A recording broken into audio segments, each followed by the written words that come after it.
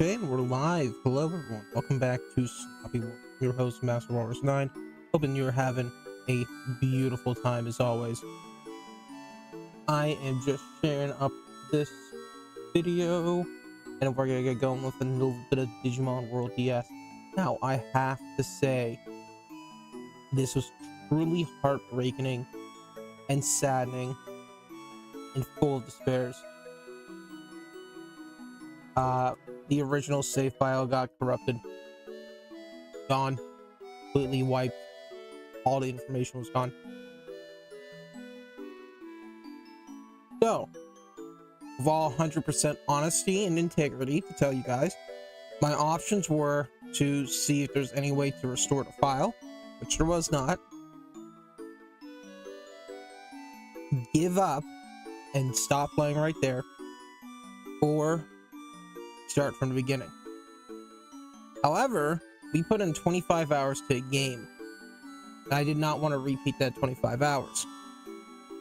So, what I did was use an action replay set of codes.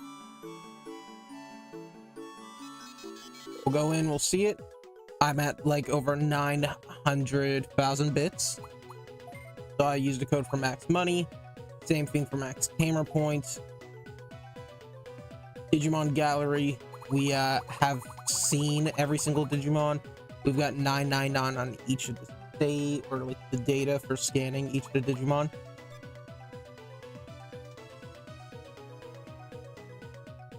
And I had a huge XP multiplier. So if I go to someone, Chuck has an aptitude of 85, and you can see that his attack is already pre-maxed out. That was just a consequence of the amplifier. So what we're probably going to do is we're going to see some Digimon who are not as strong. Like Winston's got a good speed and good power, but he's somewhat limited, I guess you could say. We're going to change the team up a bit. We're going to show some respect to the OGs, I guess you could say, when we go back to story missions. For now, we're gonna work on side missions, but the big thing is I got back to where we were. We just got Platinum Tamer, and we completed all the quests that we had completed 85%. I want you to think right here, 60 to 54, so that's 3, 6, 7, 8, and 9. Over a course of 2 days of non-stop play, I completed 51 quests and all that stuff. So, yes, that is the case of what's happened. And then to save, the game crashed when I was around. I got everything done, 85%. It crashed, and my previous save was at 70%, so I still had to finish some of these. So, it's unfortunate. I just need to be honest with what happened and how I'm going about that. Chuck is going to stay on the team because he is classic. The Digimon in the farm, I trained some of them up, but I didn't, don't think I've overpowered them. Most of them came back. We'll see here. Marshall, Jin. I summoned a couple. We need Dragomon for mission, so I got Felipe. Some of them I brought back to different forms. Like Beyond was the Angel Woman, and Carla was going to go this route, but I'm leaving Carla this time as the Lady Devimon, and Beyond's going to be the Udamon route. Chudley's back there. We might take him into the team just because he's reasonable. Norville's a bit higher up. Sean is a bit too overpowered. You can see that. He's capped out, and he's just a level 26 Yukimon. Ted. One of the things that I was not able to recover is the time played. Ted needed to be some stuff. I'm not gonna get too much into it. Person's a bit too weak. I think we'll take Victor in.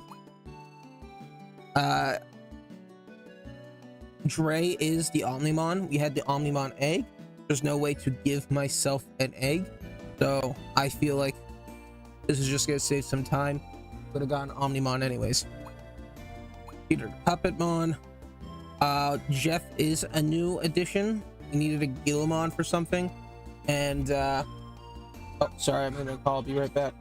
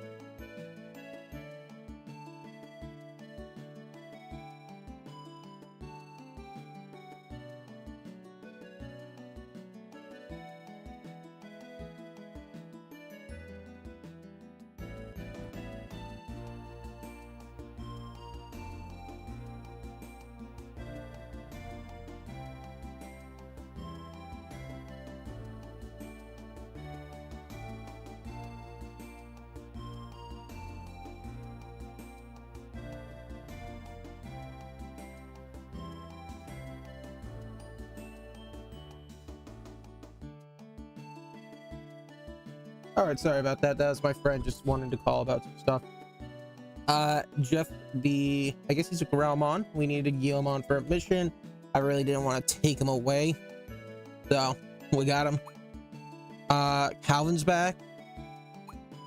Ozzy's back. I didn't need to have open space, and I figured out how the mission worked, so he's no longer in purgatory. Illy's back. We might take Illy just because not overpowered. Jackson is very high level. We'll probably put him onto the back lines just to level him up. He's got good experience option. Griffith is here. Carla's here. Swanson seems fine, but a bit strong for what I'd like. Nancy's a bit strong. She's capped out with everything except for defense. Cassie capped out of spirit. Haley is fine, but I probably will leave her. Maybe Tom. Tom seems a bit powerful, but not without the realm of possibility. Franklin has potential, so that's what's up.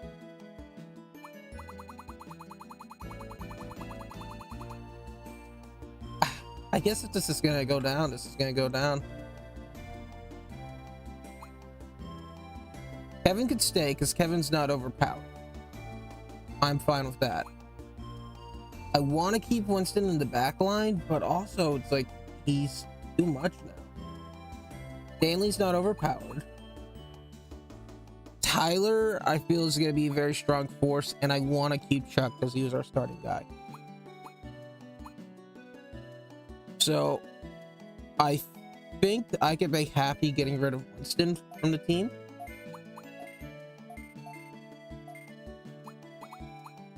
Well, actually, we're gonna need some Mega Digimon for the final mission, and I'd prefer to have it. So I don't know. Let's see who else I want to add. Yon is a bit strong for my liking. I can take Chudley.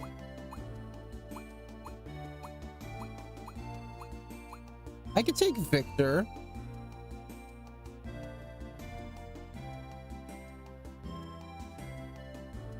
I think Victor's within the realms of reasonability.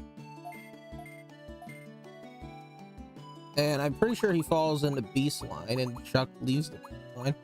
We'll take Victor for now.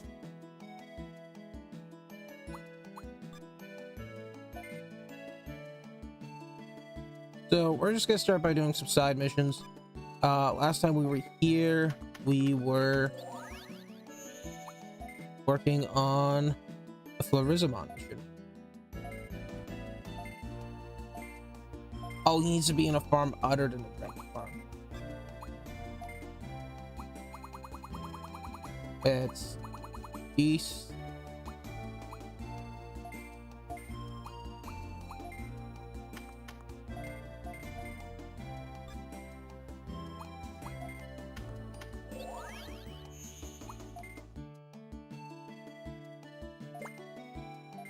Sure. Are you cold there, Jax? So I'm not too concerned about it off the single notion that I knew a lot of my guys were strong enough. I mean, you saw from those few boss battles, we were free-shotting some of the bosses.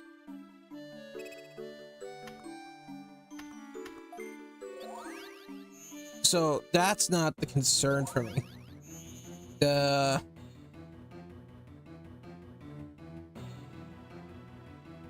I just, again, I don't want this to be too easy. I will say one of the things that sped this up really was not the leveling, but there's a actual replay code to turn off random encounters unless you want to turn them back on.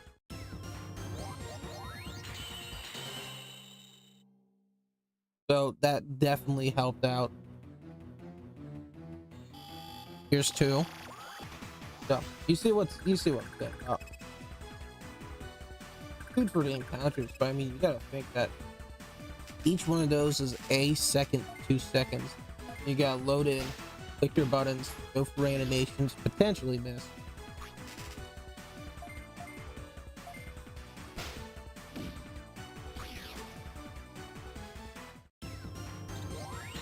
I don't know what Victor wants for a level.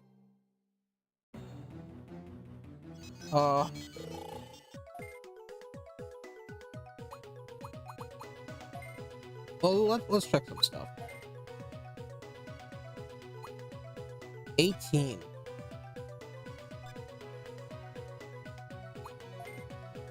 Stanley wants, I think, 26 if I'm correct.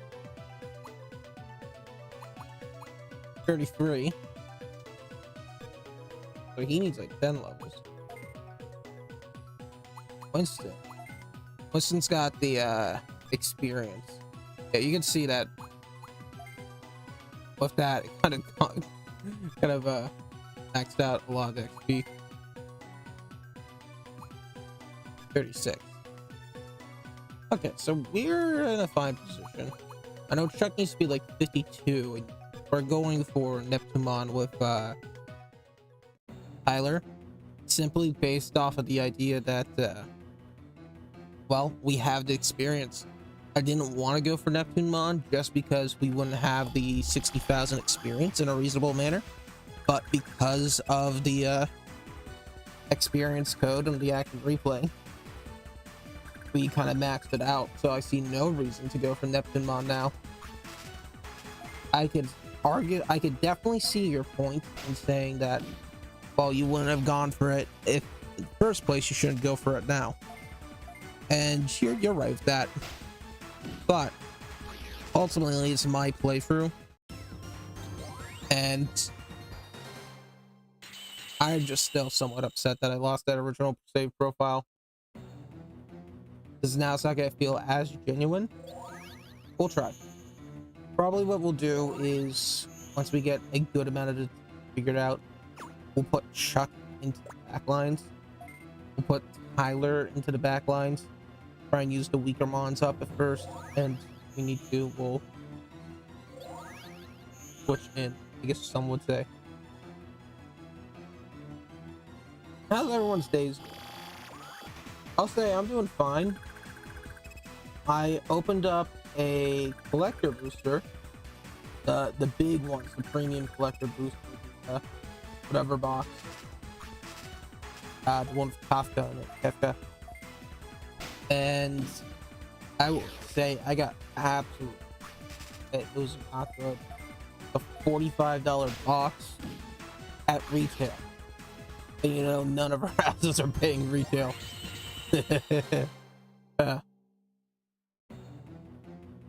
No, it's a $45 box, and got like maybe $5 to $8 worth of cards. There's some cool cards.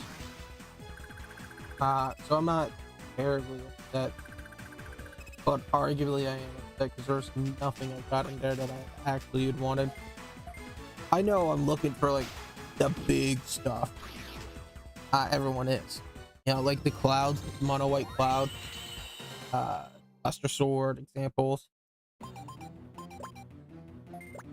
One of the cards I'm looking for actually isn't that much. I would have liked the Tifa because one of my friend's favorite characters, Tifa.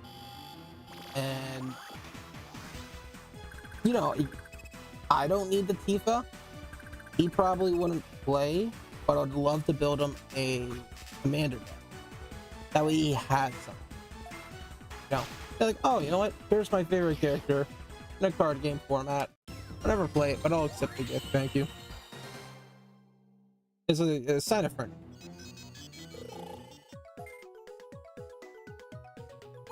I would have liked Lightning. That's my chase card, Army of One, because I want to build a Boros Voltron deck. And right now my commander is like null. You know what I'm talking about? You know what I'm talking about? But arguably I could switch out to Lightning. I might have to proxy at this point in time.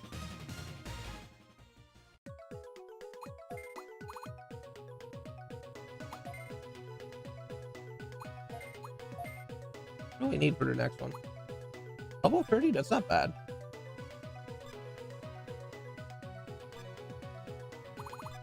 What else was I looking for? Arif. Not even like a high-end Arif. I just got like a foil Arif. That'd be sick. Simply because I want one of my main decks. So I run 4 decks. I think I mentioned it before. I am doing... What do I want to do next? I guess... Save the Digimon one for last, just because I don't know if I need to go in. We'll do Rapidmon. So we'll talk this out first.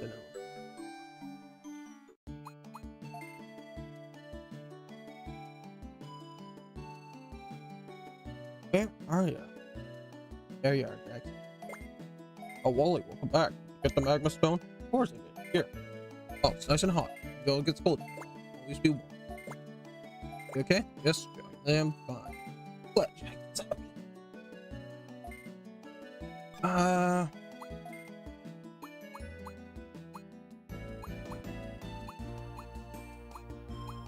I'm gonna be honest. Oh, shoot.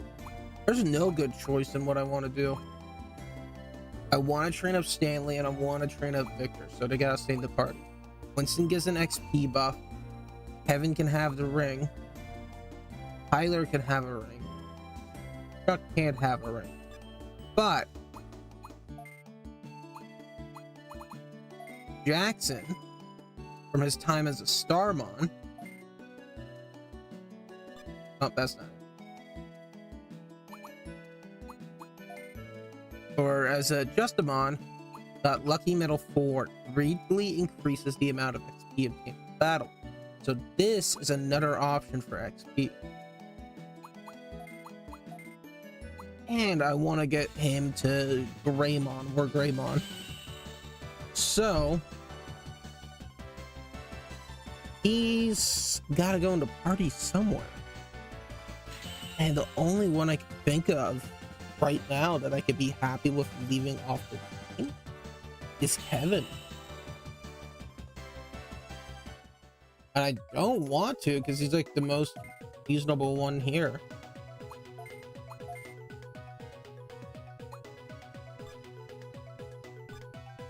But if that's what we gotta do, we're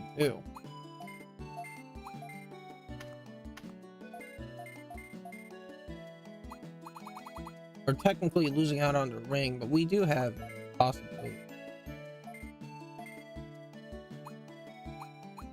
I guess we'll have I don't know who I want in the main turn. I mean, Chuck's gonna just KO everything. We need to talk to Rapid Mom. One of the decks I'm building. Do this. Hey Wally, do me a favor. Sure, what is it? You look a little like a rabbit, right? Well, just between you and me, I'd like some characters. I haven't had any lately. I heard you can find some good Digi characters on the tropical islands. Go get some for me. Counting on you. Hate the tropical isles.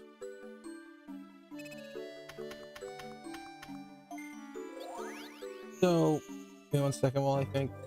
The 4 decks I'm running at this moment are all white based. I'm running a what is it?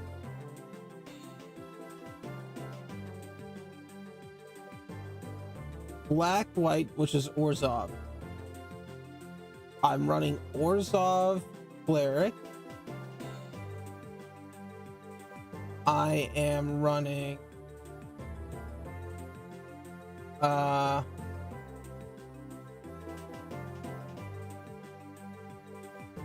Gaia Maraf. I was a little hesitant on that one, but thinking about it,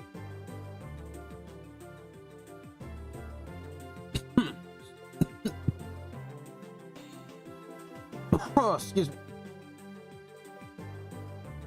But thinking about it,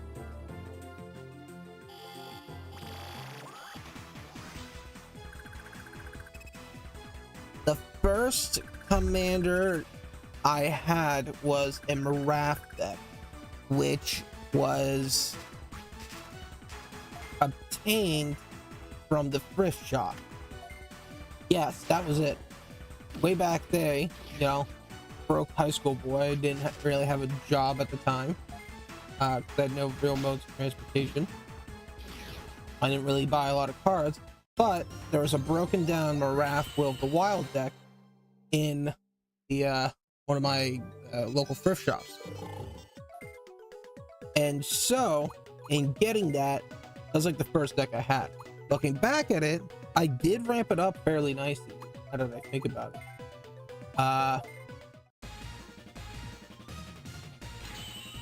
But I need to add some better options to it and really look at how well to combo the deck. It's a counter space deck. So my Orzhov Clerics, which is black-white, is all about creatures dying and then coming back to the field, which is what they call an aristocrat deck. Do we need bits? That one we're kind of maxed. Excuse me, out. I know powerful 1 isn't much, but okay. Geo Greymon, level 17.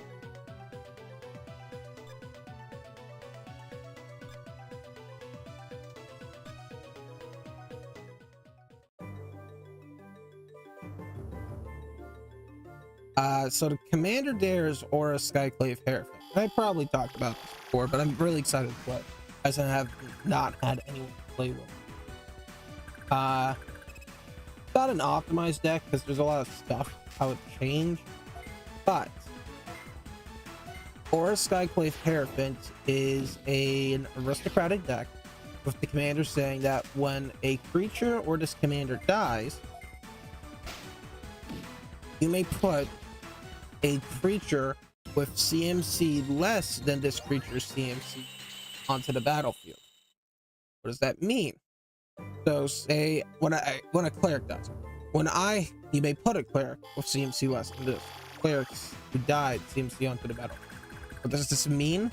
So if Aura costs 3 and or it dies, I can put a cleric with a cost of 1 or 2 onto the field.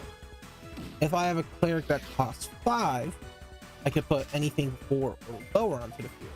So the concept is to have a lot of effects that are on death, aristocratic, or when you enter the battlefield.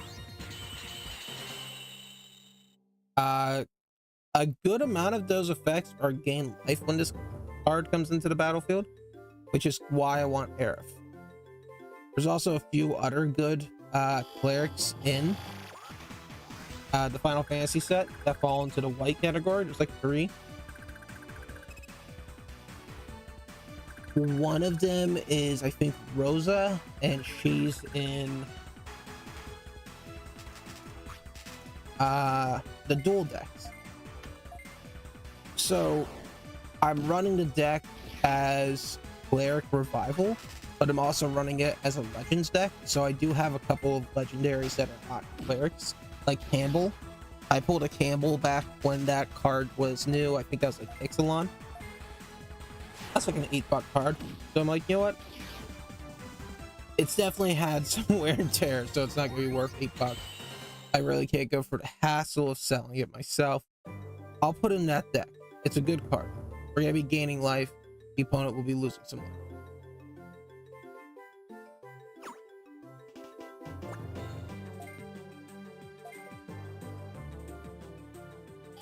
Oh, I forgot the name. There's a vampire, if I'm correct, which is all other legendaries get +2/+2. So that makes my guys a little bit powerful, and legendaries just tend to have better effects when entering the battlefield. Stuff like that. Of course, you know, I have definitely a lot of non-legendaries. If I have a card that I'm considering between the both of them, they both serve a similar purpose, and knock it out for a legendary because it's got more potential. No, still have a lot of clerics, but I'd say like a good 80 to 90% of my creatures are clerics. Miracle of the Wild is my second deck. It's Gaia or Naya. I always forget which is which. Maybe Maya. Anyways, it's red, green, and white. So you get a lot of interesting color combination in that. One of the big ones is tokens. One of the ones in there is Big Stompy, like really big Stompy. Maraf runs the deck as a counters based deck. You run stuff like Hardened Scales, Walking Ballista, the Trilobite, etc., in order to amplify. Especially Maraf has like a red, green, white colorless, if I'm correct. Whenever it enters the battle, it's a 0/0, but it enters the battlefield with X +1/+1 counters, whereas X was the cost of casting. So you run as your commander, it dies, you can whatever. It has an effect that says pay a mana, you can do one of the 3 things. Remove a +1/+1 counter and give it to another person on your side. Remove a +1/+1 counter and create a 1 or create a 1/1 creature token. Move a +1/+1 counter and deal 1 damage to target opponent or opponent's creature. So the concept is with Maraf, you figure out a way to get as many +1/+1 counters.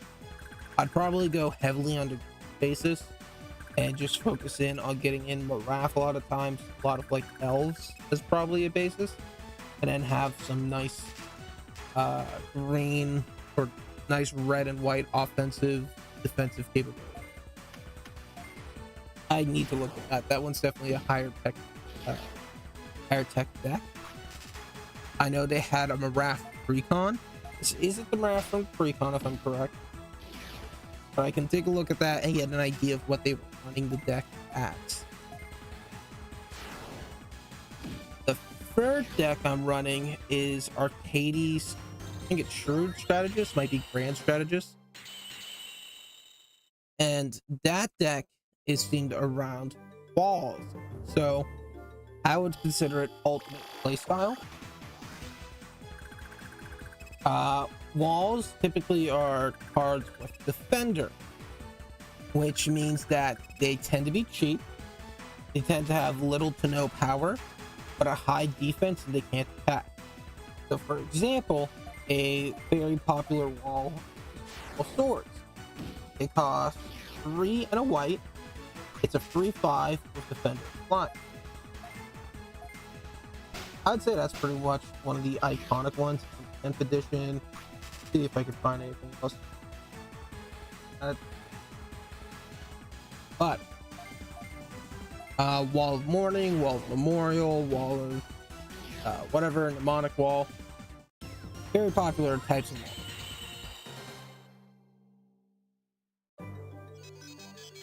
Arcades has the effects of wall discards in play. Whenever you play a creature defender, draw a card. So you have a drawing. Nice. Creatures you control can attack as if they did not have defender, and they assign combat damage with their toughness rather than their power. So that means that you are dealing a ton of damage for cheap. You have to have Arcades out. You'd be kind of stumped if you not get Arcades out and keep him out. But once you do get him out, he's pretty nice. He's also not bad as well. He's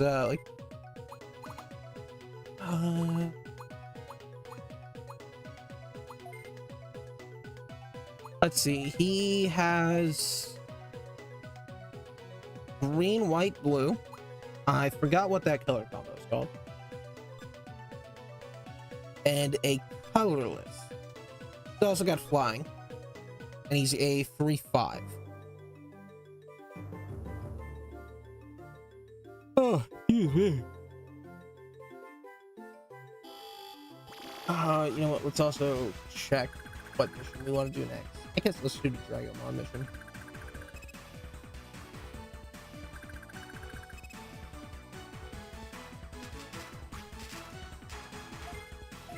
So, yes, that's my third deck, which is alternative playstyle. I think it's cool. I honestly, dude, I got the deck for like $5 to $8 off of eBay.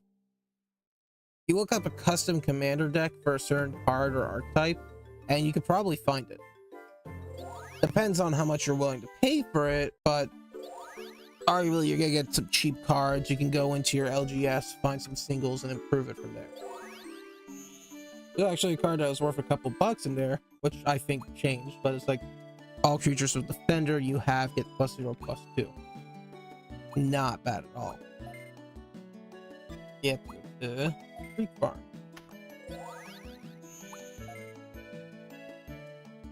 Where is Dorville? Excuse me. Ollie, you're back. Did you find the Digimon? Yeah. Oh, it sure is a good color. Toss it in a blender. Fair juice is done. Drink it, gulp, gulp, gulp. Fair advice. I'm very obliged to you, wonderful tamer. And Granite Farm, let's go talk to Felipe. Hey,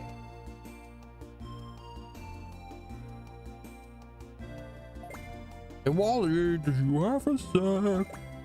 Yeah, what do you want to ask? Yeah, I'm on a lookout, but I'm a food connoisseur. I've tried 2 out of the 3 major delicacies. Digi-foie and Digi-truffle. I've never had a Digi-caviar. I've heard they can be found in the tropical... Get one for me. You'll do it? I'm so grateful. Looking forward to it. Okay, so we're back to this terrible place. And... yeah, so the 4th deck I had, and I know I've talked about this before. I want an excuse to talk about it because I really don't have any friends who do Magic the Gathering. So I'll take my options now. The 4th deck I want to run is Boros Voltron, which is all about getting equipment to it. Now, I was in a very very tight consideration, and I'm still considering making another deck afterwards. I'd have to look for the right cards. But what did Victor want? 30 something? I know Stanley wants 33. We'll wait till Stanley gets to like 33.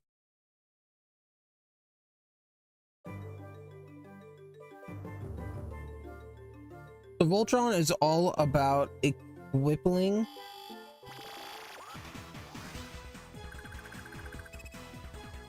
equipping. Wow, I forgot the word right there.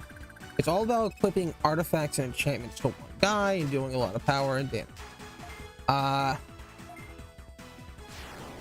was really in a tough consideration, so I mentioned that one of the cards I want to get is a Lightning Army of One. It's because she's a great option for a Voltron commander, and plus you get to run some of the nice aggro techs, excuse me, as I guess you could say. For example, like Lightning Strike and Lightning Bolt. So that's what pulled me towards red, but I could always make a red or blue white. Anyways, yeah, Lightning Army of One is a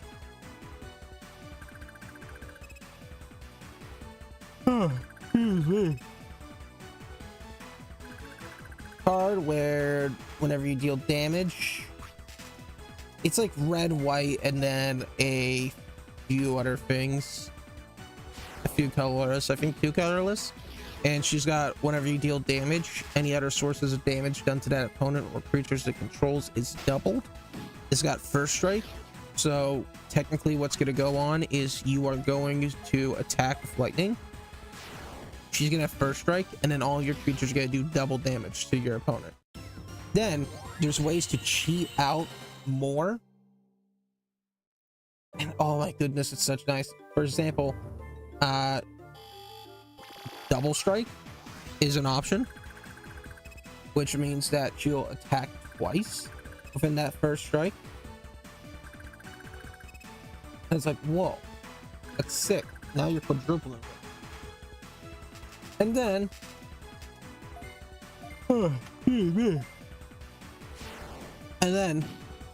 if you have options to take another combat right after, that double strike still occurs again. So then you double it, and then you double up that damage, and everything's doing times 16 to your opponent. And you're like, holy shaboli. So that plus some good options like null and other equipment options is pretty nice.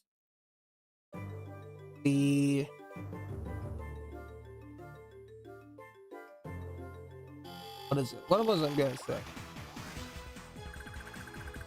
The blue white, which I am going to search up the name for right now, because it is killing me. Azorius. So the Azorius spell, which is blue white, I was considering is based around a card called Geist of St. Draft. Now that one matters to me because technically it was like one of the first cards I had. One of my first sets or introductions to Magic was a dual decks Blessed versus Cursed, which had, well, Geist of St. Draft as one of the focus cards. Do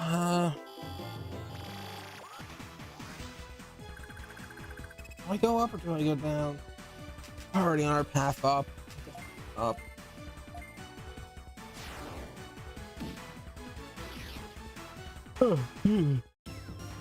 It's a heat. It's a hot day today. We're pushing like 95. So, got me a little tired, a little EP as they say. So, Geist of St. Draft, he's got hexproof, which is very nice because it makes it harder to remove. And there's the effect that whenever it declares an attack, you get to create a 4/4 flying angel token, tapped and attacking.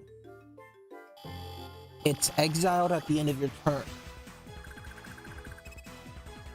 So the concept is you would figure out ways to get more and more out of guys the same draft. I think he's like a 2/2 starting off, but with that angel token, you're hitting for 6 each turn. You want to make him your primary attacker. So you got a lot of tech, a lot of options with that. One of the cards I just pulled from this collector booster was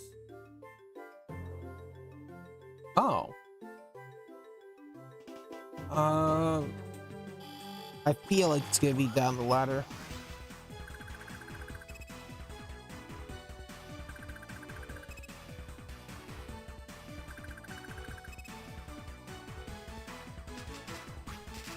Like there was that space I never really went into. There was nothing there, so I'm like it's there. Right. I got a card called Titus Blitzball Star. It's Azorius and 1 white, so 3 mana. Whenever an artifact you control enters, put a +1/+1 on Titus.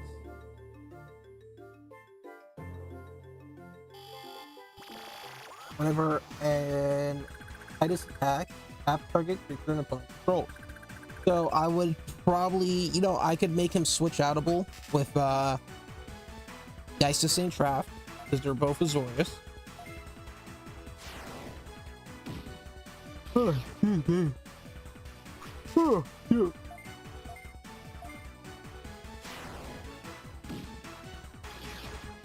And I'd run just like a heavy artifacts deck and then see what else I could throw in for options and tech. Like oh,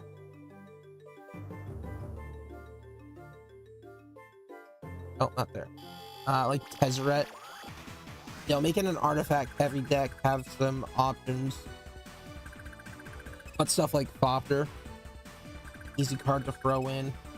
The baubles, it make Titus bigger and bigger. And you run equipment because those technically count as artifacts. If we get a way to get out little creature tokens, then we could do it through. Or maybe I could prove Titus. I don't know. There's options.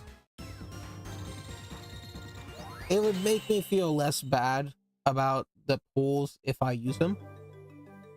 In fact, let's take a look at some of the other stuff I pulled. I pulled a Galacat. It's a 2 colorless and 1 white. It's got flying, it's got vigilance. As long as you control 2 or more artifacts, this creature gets +2/+0. Currently a 1/3. So I feel like that's very insertable into a lot of artifact-based decks. It'd be an option. It probably wouldn't be a high priority option. I got the Windhurst Federation Center. It is a town that enters tap and provides you with 4 white. Arguably not bad. I know the Wandering Minstrel is very popular as a towns deck. I'd have to take a look at how many towns are available. If I could get it cheap on towns, then I would be less than opposed. I guess that's the terminology for playing Wandering Minstrel. I got a Hovryman. He's 2 colorless and a black. Flying, Death Touch. I can pay to free, sacrifice under a creature or artifact, draw a card. Eye Horror 2/2.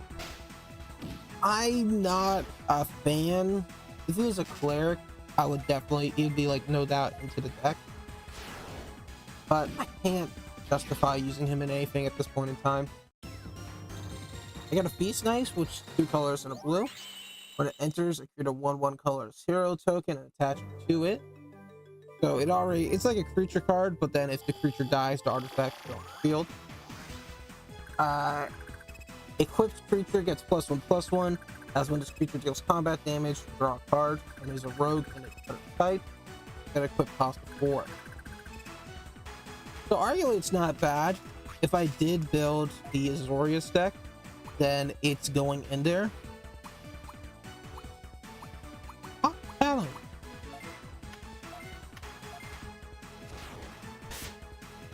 Next up, highest Blitzball star, I talked about that. I pulled Capital City. I could tap that at colorless, pay 1 and tap it to add 1 mana of any color, or I could cycle for 2. Which arguably, that's not bad. Again, it's just going to some sort of town deck.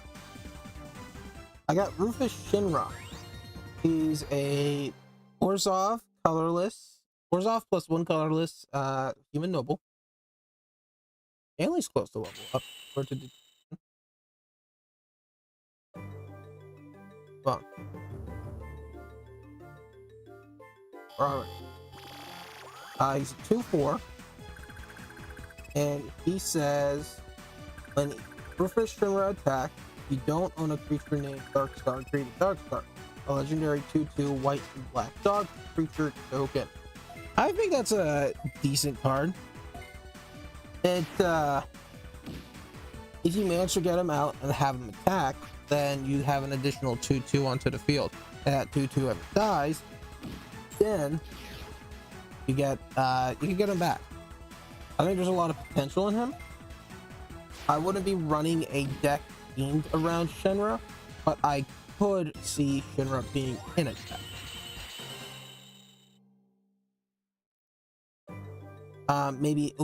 Maybe something like a aristocrat deck where you want to kill some stuff, and so Darkstar is a repeatable target. You could put, like, I don't know, flying or something on them. I got a borderless Clash of the Chorus. It's a mono green. It has choose 1 or more. Target creature you control fights target creature an opponent controls. It has remove a lore counter from target saga you control. It has put a lore counter on target saga you control. I could definitely see this going into some sort of big stompy in mono green.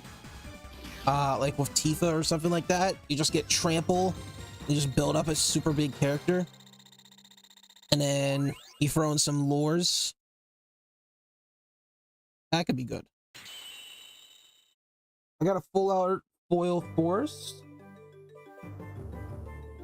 which is nice, but I don't know. I would have kind of preferred the Sephiroth or the full art cloud or whatever. No, Serialized Chocobo would have been nice.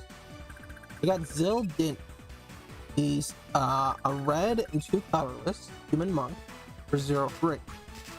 He says that you may play an additional land on each turn. Zeldinch gets +1/+0 for each land you control. At the beginning of your end step, return a land you control to its owner's hand. So I feel like if there's a land that has an on-play effect, it'd be very good. Or you can figure a way to counter out Zell. I wouldn't run him as a commander because of the mono red capability, so you lose out on a lot of like scry lands and stuff like that. Oh, it was here. Caviar. We did evolve Stanley. We'll check it.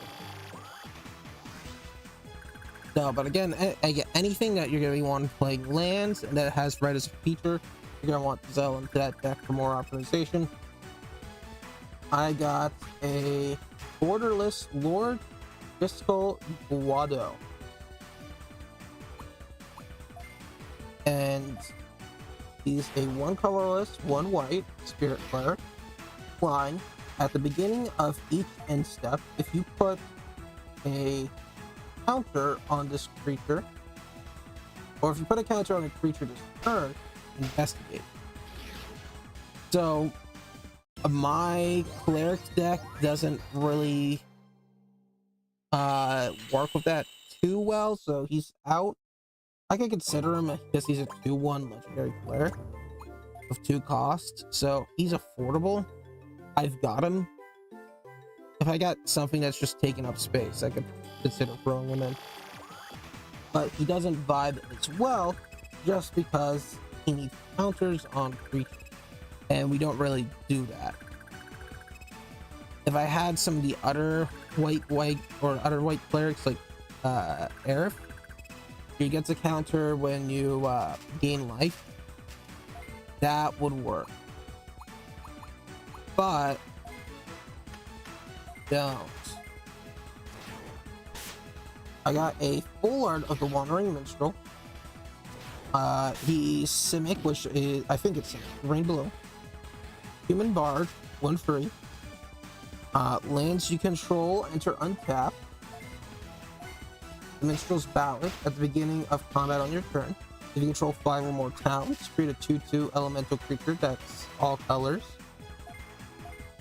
And then finally, for free and a Wooburg, other creatures you control get +X/+X until end of turn, where X is the number of rounds you control. So cheap to get in, a lot of value by letting your cards enter in untapped, which is nice. So I'd probably play a lot of those land creatures for options, because those land creatures tend to be, this card enters in tap, it provides a basic mana, but in the other effect it gives you a creature or a spell or whatever. And that does sound good. If I want to build like a white for everything, then I would need a Wooburg. That's within the realm of possibility. It would give me more purpose to Wandering Minstrel. No card I got was like over $5, if I'm correct. I actually did check Wandering Minstrel. I know he's kind of popular.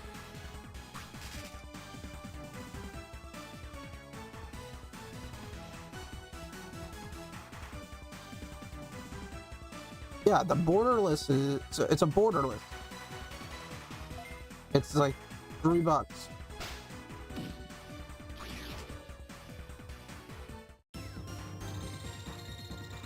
So again, I'd have more fun in play. Oh, Stanley's level 33. We'll check on Jackson and Victor. I have more fun with play of that card than just keeping it locked up and letting it never get value. You know, it'd make for an interesting deck. I would have some interesting points to play with it. When do you Digivolve? 36?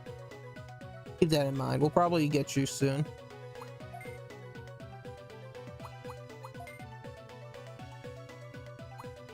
Oh, 29. We're short one. I gotta keep you in mind at 36.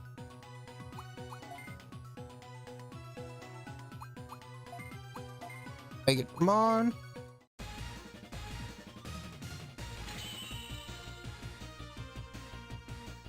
Some of them did get a lot of aptitude because I did do some extra routes with some of the guys. Like, for example, Stanley, I decided to cheat it out and go that Kawagamon route, rank Kawagamon, just because Power 4 is not bad.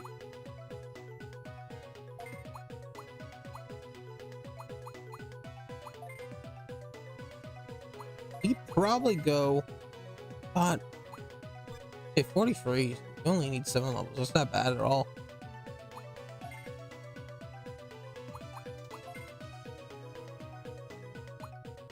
Oh, okay, you're ready. Doru Greymon. Okay, so you fall into the dragon category.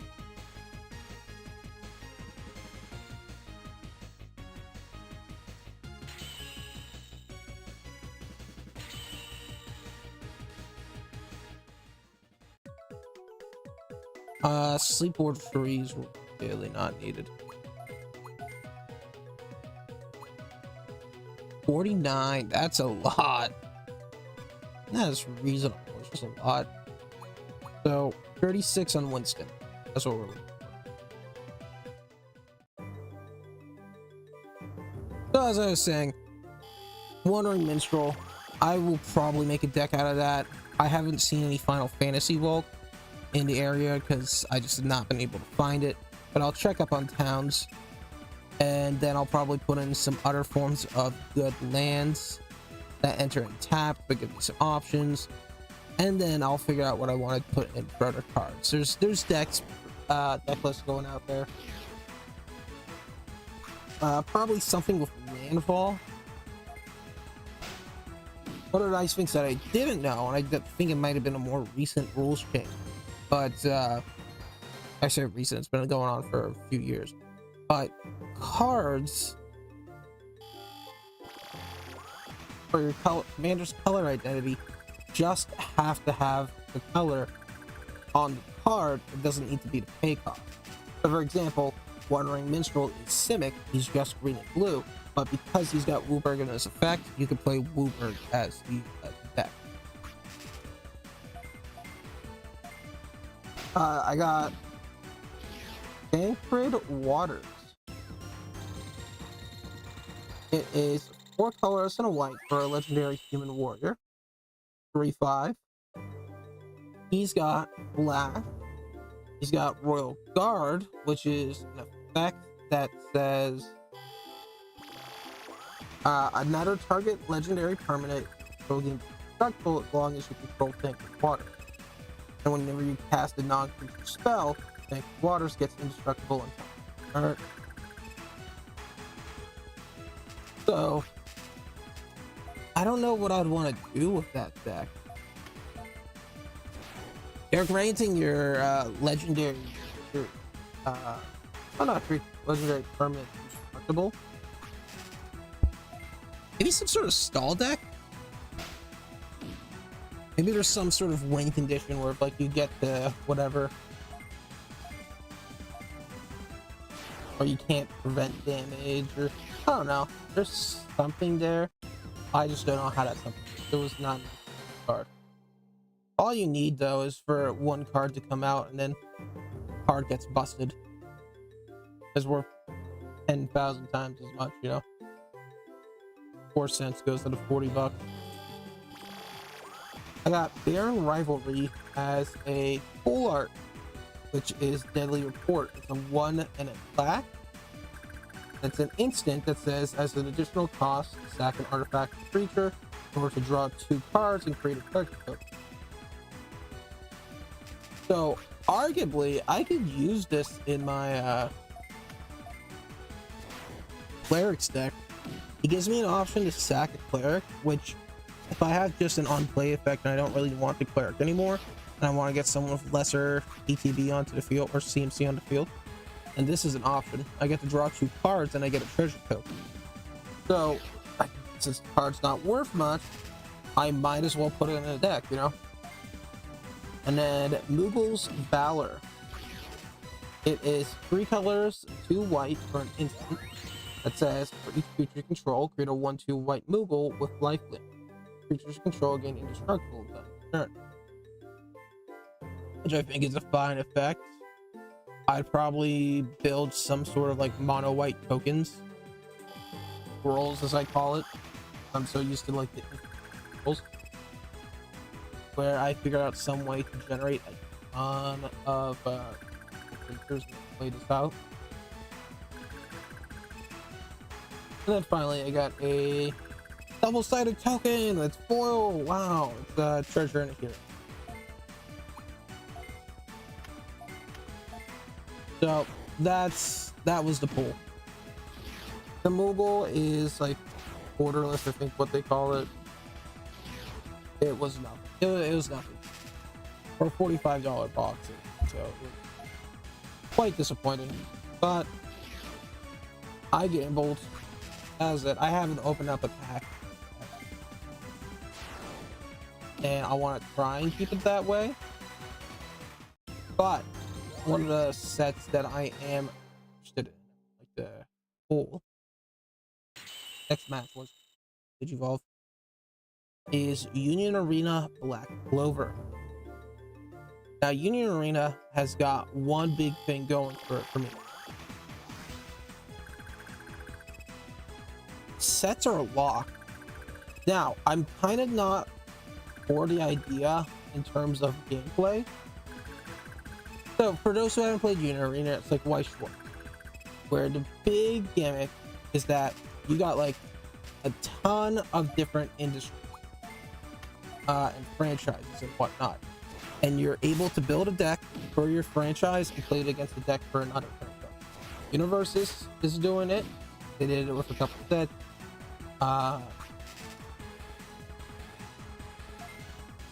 Weiss Schwarz did it. Now it's Union Arena with shonen stuff. So you like Yu Yu Hakusho, your friend likes, I don't know, JJK. You can build a JJK deck, or your friend can build a JJK deck. You can build a Yu Yu Hakusho deck, and you can fight the same fight. There are some limits. Big complaint I have is that cards from JJK will only go with cards from JJK, and you tend to go monocolored because it really makes it inefficient to go multicolored. I think with some limits like that, you create some opportunities. Sets tend to release, I think, in 3 colors. Like a JJK set releases in like purple, blue, and yellow. So you got 3 deck archetypes there. And oh, what do you get? Critical free? Not bad. HP recovery is not terrible. I'll take the crit over psychic free just because the spirit's gonna be high already. And what do we need for Rudamon? 30 hours playtime? We're not getting Rudamon. We're gonna keep Winston on the bench for now just because of the higher X gain options.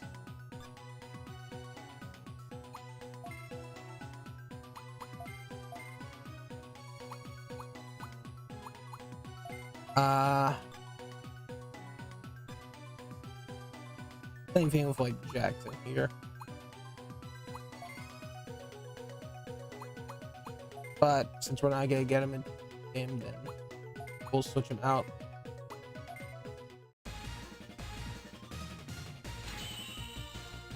So I hadn't looked at the Black Clover set. I was a big fan of the show. If I buy it, I can make a couple decks and I will just play Black Clover. Or I can fill up a binder for the Black Clover and then see whatever I have left up and make a deck there. And I'm cool with that. I think that's cool. Need a crate, sure. Or a powder plus 40 to the attack. That's not bad. Hard because a lot of good stuff. I guess get rid of powerful 1.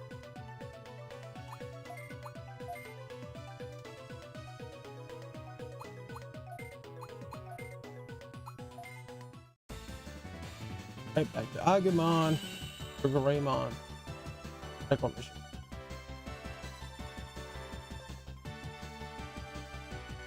I think Stanley needs to be like 42 or something. That's what we'll wait for.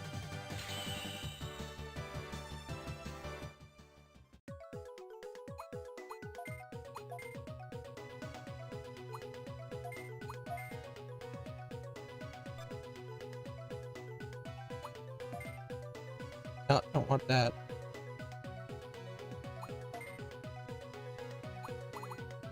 No, I don't know what I'm doing. I want to go to the mission.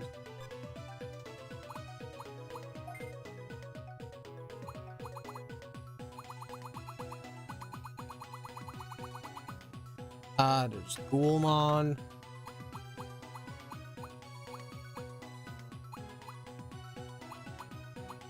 Okay, Ghoulmon and Kyukimon, and we're on to main stuff. Cool. Wow. Almost done, guys.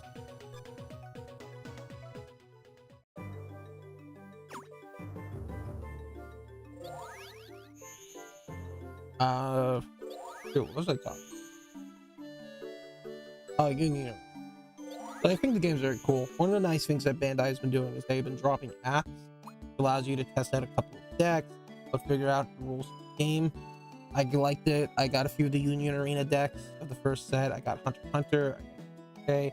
And arguably, I would go through and probably continue grabbing decks up for that, because I think the game is simple enough for people to learn, and there's a lot of marketability characters you can play.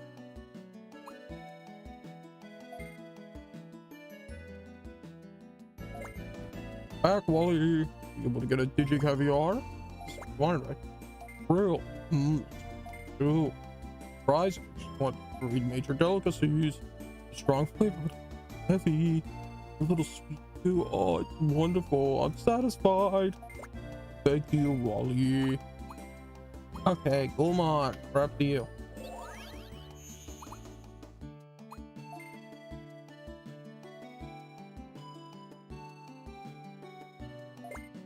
Wow, who the heck are you?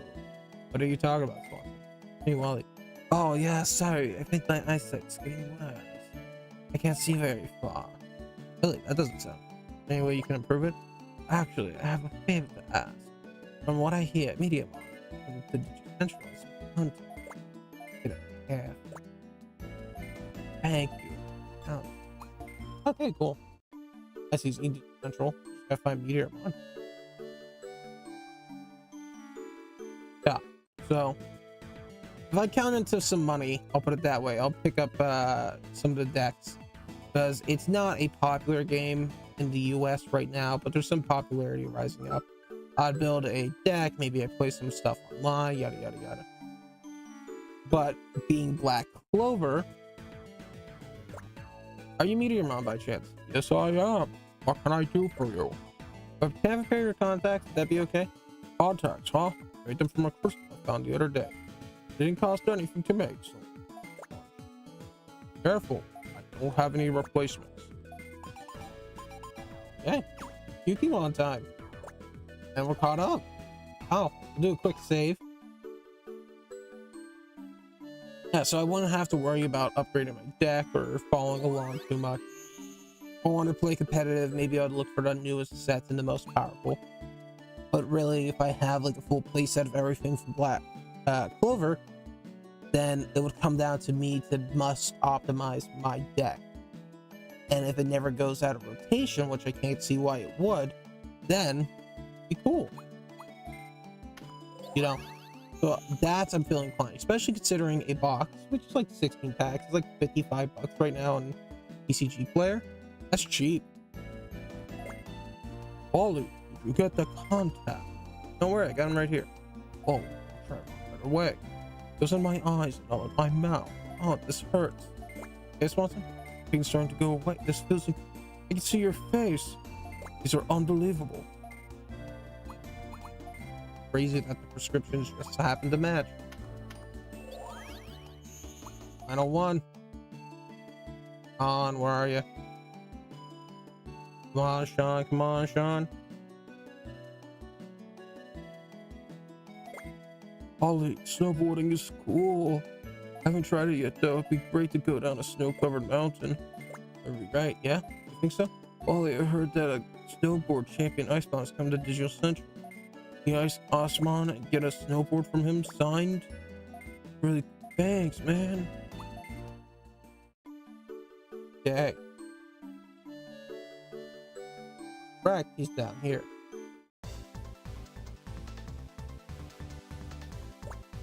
Hi, you guys found a snowboarding champion? Oh yeah, that's me. Love the feeling of going down the mountains. Snowboarding's the best sport, and I'm the world champion. Favor? Yeah, of course. My autograph? No, not that. I want a snowboard.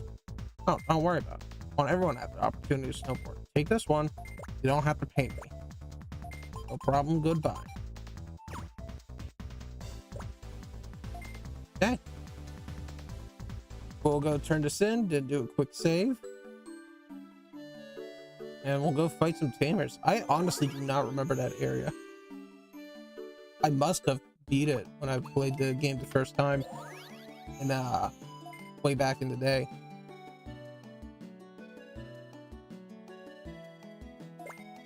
Wally, you're back. I must be of a snowboard. You could do it. I'll try hard for the cool snowboarder. Good job, man. Okay. So we're gonna take a save right here. Cool.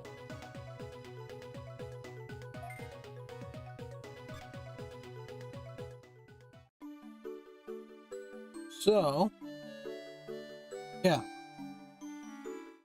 I got nothing going on, but there's some people who said that they were interested in talking to. So that's something I can definitely. Okay, who are you? I know you're Leova. This is the Digimon. Platinum tamers come to test your skills. Here, tell me the rules. Carefully, 3 skilled tamers will have 3 Digimon. Retrieve your Digimon to battle. Pick them one by one. Choose your free, can't change them. Do not use healing items. Oh, is that it? Yeah. No, I want to fight.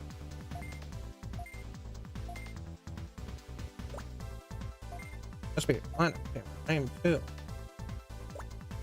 I enjoy the battles here very much. I wonder who's battling today.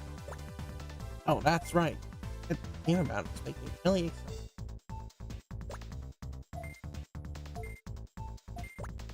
Oh, I know the rules. Yes, I'll fight.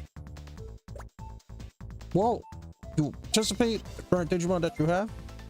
Yeah, I'm good with that. Enter this holy place of battle. Enter the Digi Arena. I'm Magnamon, the referee. We will now begin free battle. First opponent, the talented Agumon tamer Chris. Now this seems a bit more familiar. Hey, you look pretty strong. See if you can beat me. Huh, he looks pretty strong. I want to see a good, clean fight. Ready? Begin. Oh, I'm sorry, man. He's got an Agumon. Little Greymon. John Greymon. No, just a Greymon.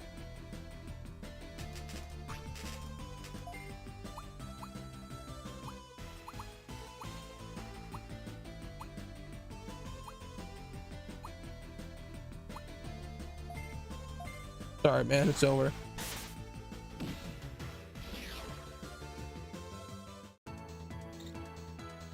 I don't think I would have had any issues with that fight. That's enough. The winner is Wally. Yay, I won. Yay, he's just too strong. Not bad. Good luck with the other two. Next opponent is the Armor Master Mako. I commend you for making it this far, but you really think you could beat me? He also looks very strong. I'll begin. Battle 2. Armor Master, Armor Digimon, Flame Dragon. That makes sense. Kugamon? Oh, yes. I meant Kongomon. You got a Tankymon. Okay. Not a crazy amount of armors, but there's a surprising good amount. Like there's Shurimon and all that stuff. Yoge Hika.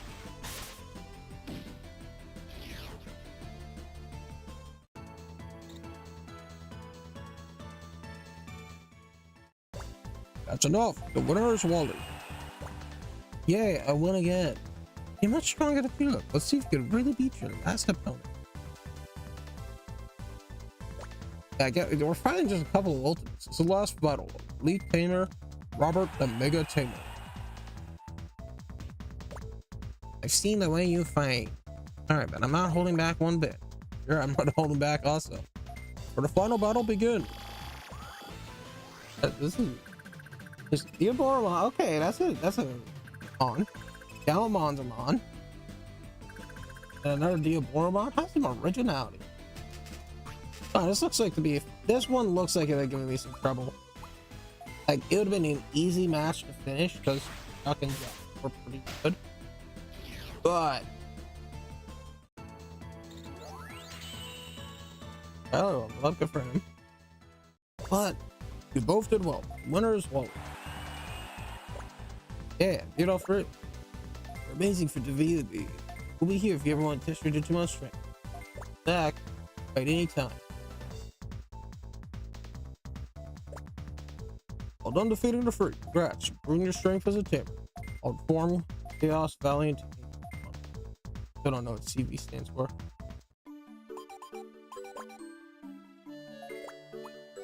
Ah, that'll be it. My bad.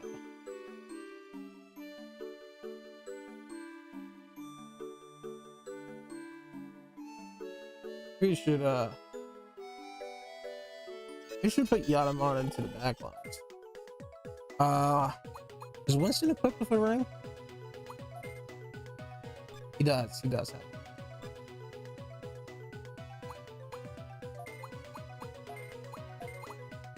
Yeah, we're gonna throw just these three in the front. I know Jackson's a bit stronger than most, but it gives me better options for having an actual fight. So talk to Chaos Valiant on.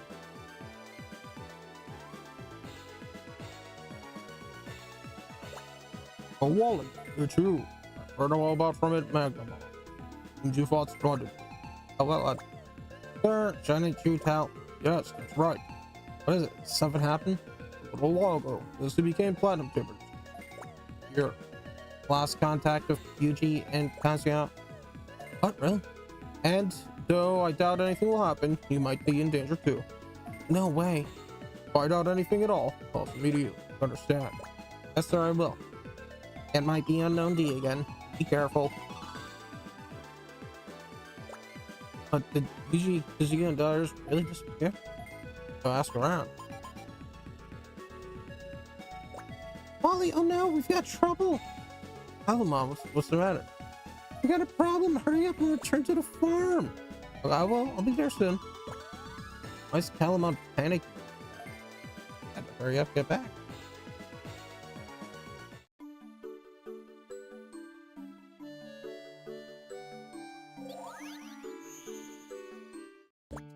Holly, I've been waiting for you. Calamon, what's the matter? Got a big problem. I sense something very bad here. This feeling.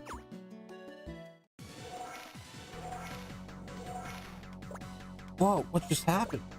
It's me. I'm no, you know. Voice, unknown D. Yeah, it's just my temporary form. It's my true identity. Oh yes, Alphamon. Kind of hard to tell from the back, but this can't be. Unknown D is Alphamon? Yeah. Easiest tell. Right. Fearless human tamer. What do you intend to do this time? I tell you humor. The strength that you have, needed to fulfill my wish. What the? I can't move. Oh no, Wally. You will be like the other tamers. Exactly as I say. I don't like you. Losing conscious this. Wait, I won't let you do that. Wally, wake up. Are you alright? And oh, Chaos Valley Edgemon. He almost took control of me. What's this all about, Alphamon? I never thought you were unknown D. Why are you doing this? Chaos Valley Edgemon. Haven't you realized yet? Humans have a thirst for power and only use it to their own benefit. You really think it's right to let humans raise Digimon? I don't. We don't need humans to raise us. Digimon should be stronger themselves. Alphamon, what are you doing all this time? I wanted to show the Digimon weakness plus the humans. How trustworthy they really were. Now that won't be enough. I choose my last resort. Last resort? I will awaken the ultimate Digimon, Papa Roach. You guys will never be able to come back to this world after I send you to the real world. So you're not gonna kill us? No, I wouldn't want to kill people. I want to destroy the entire world. Chaos Valley and Angela. All of you, I had your powers. My plan would have been perfect. Too bad it didn't go as planned. They said that I'll get. My energy's getting sucked away. Oh, Calamon. Too late. All my powers are gone. I've taken the light of Digivolution. Oh, energy from Calamon has been taking the power to help Digimon Digivolve. And now Alphamon has plans to awaken the Ultra Digimon at its complete state. Let's stop. Oh. TV Angemon, you're in bad shape. I think you're right. Wally, I need your help. You stop Alphamon? Yes. He's headed for the core field further in this area. You can get there from the chaotic gate. Standing on in the reader room. They're now in safe. I will follow as soon as I take care of my wound. Yes, sir. Wally, be careful. Don't worry, I'll be all right.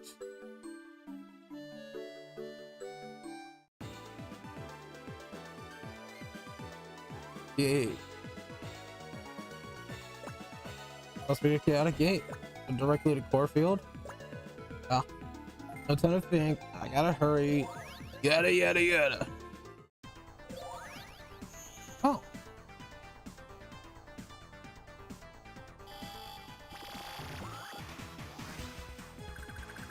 Oh, Parissimon.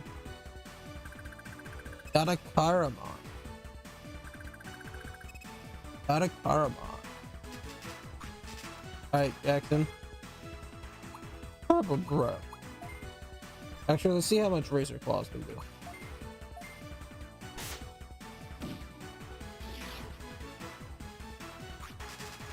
That Stanley. Razor Claw.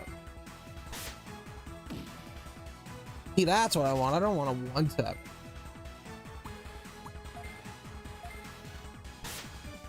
if it happens, it happens. But having Victor and Stanley makes this a bit more, how would you say, tolerable, I guess.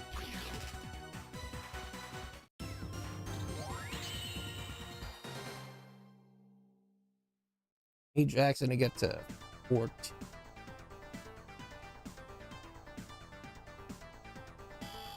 I didn't really buy any equipment because I never thought I would need equipment at this point in time, so. Oh, there's a gold one. Purple bro. Come on, baby.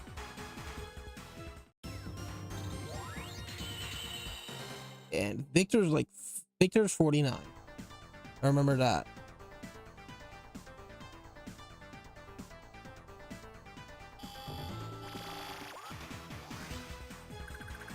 Got a Kara. And we got a Kara. Lady Kara. Oh, cute. Having a funny name, Lady Kara.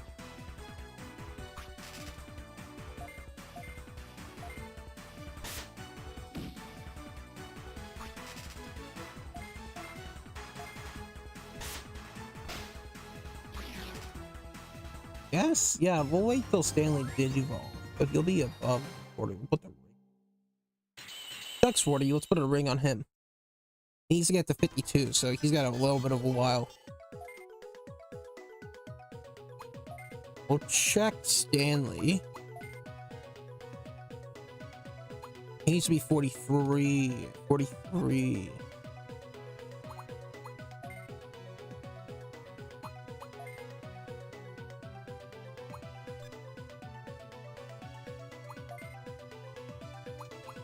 Okay, so we should have like 3 rings attached, maybe 4.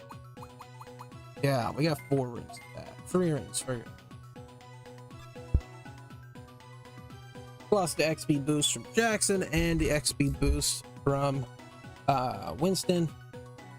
He's in a good position in getting XP.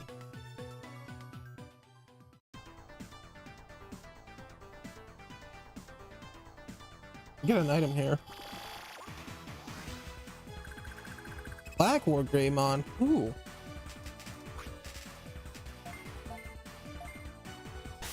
These are raw.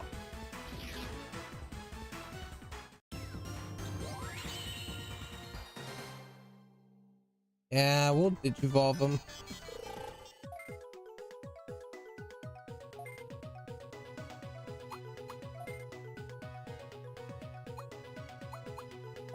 Oh, it's 15. I was a level short. I'm goofy. Goofy like that.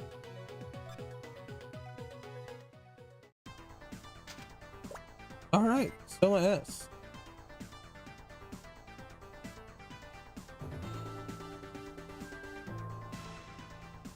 I'll go on what the Soma does, but. Oh. Hey, you, what's the matter? I won't let anyone pass through. Anyone who gets in Alphamon's way. I'm controlled by him. I will defeat you for Alphamon. Got no choice but to fight. And what do you got? I got one of those too. At least Zach on the belt or on the farm.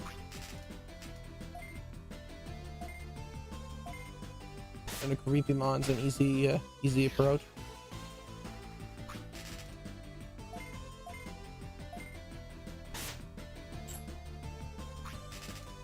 Some of the ones that are more powerful I'm not gonna get equipment for, but like Stanley and Victor, who are more likely to not going to be on the team now, once they are leveled up, we will give them some equipment once we're past the point of Digivolution.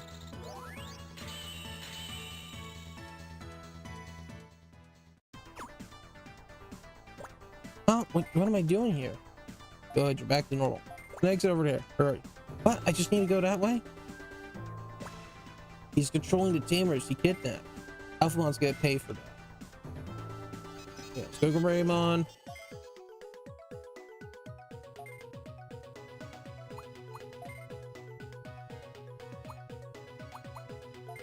Wow. You need to do some more Twitter posts. I tried to be a little bit more proactive on the Twitter. I haven't posted anything in a couple days. I feel like I should. You know, there's some like fan art. Oh, excuse me. Protect furry we really don't need.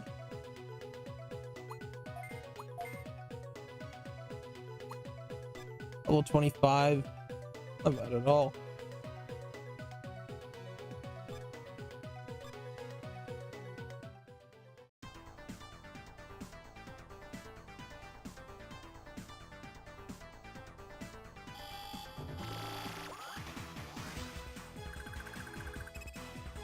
Hi, Andromon. Duckwork Raymon.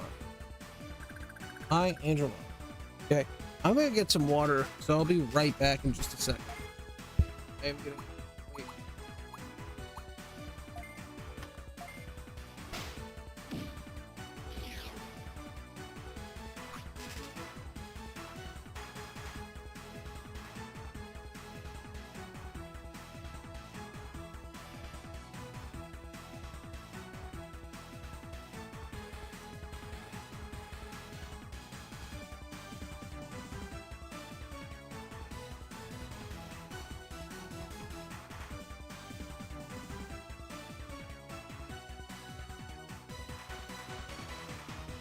Okay, we back up.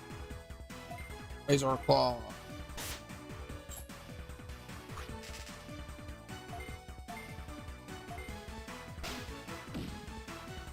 And we miss. Razor Claws. And we don't kill.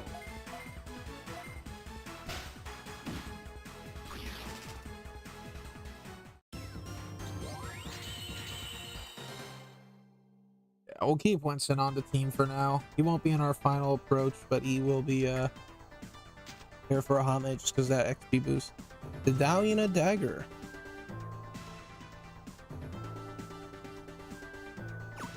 Oh, I'm curious on that corner. Hey, Kazuya, it's me. Anyone who defies Alphabond will have to deal with me. He's being controlled. Okay, we're gonna fight him. Simple story. Oh, Venom Iotismon. I love how he's so tall. Ruon Evil, also tall. Interesting. I thought he was a beast tamer.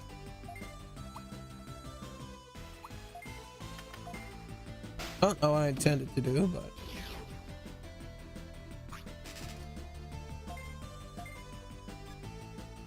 here. Let's go even further beyond. Darkness gear. Shoot out that computer virus. Apple Bro. Oh, that didn't kill. Wow.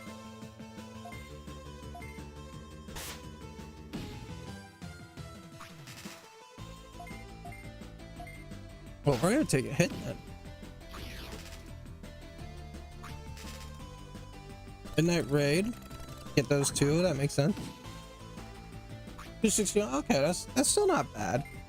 I think there's just tanky stuff.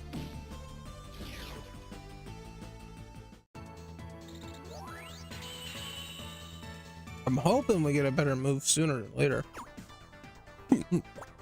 Oh, what am I doing here? Zuya, you're back to your senses. It's dangerous. Just get ahead and get back to Digi Central. Not sure what's going on, but okay. Check with the corners. Even Kazuya's being controlled. Everyone's being controlled like this. I have to stop. Alphamon for sure. Yeah, there's nothing in the corner. This is a good time to check. Is Victor level 40? He's not. He's only 38. Purple.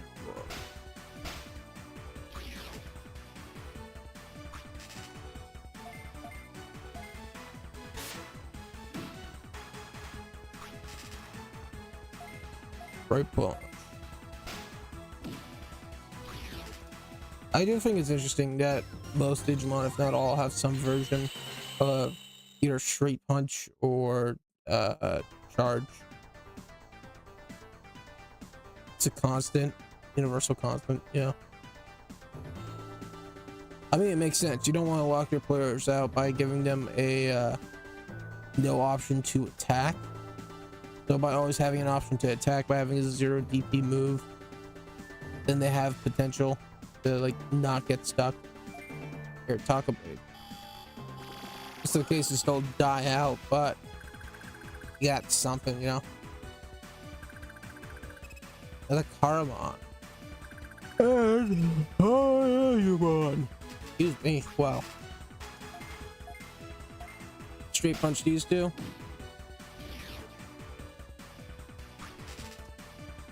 Yeah, if Victor gets to 40, we'll look at giving him an equipment just that way he's another attack option.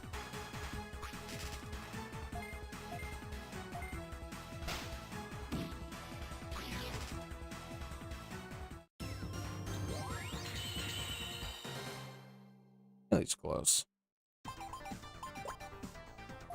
Ayumon, I don't need the fucking report, man. This is it. Really can't be like the Platinum Tamer quest. I get that this is supposed to be like a rush. What? Yuji, not him too. I commend you for getting this far. This is as far as you're going to get. You just snap out of it. Oh, shut up. You're mine. Prepare yourself. It'll beat me if I don't fight back. I guess I got no choice. Black Mega Gargamon. See, that makes more sense for Kazuya. Imperial Dramon.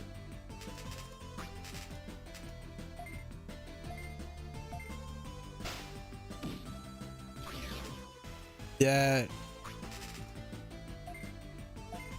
Stanley.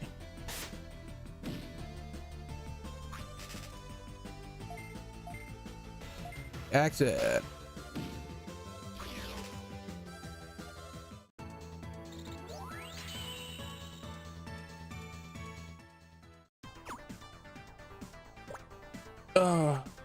Yuji, it's me. Get a hold of yourself.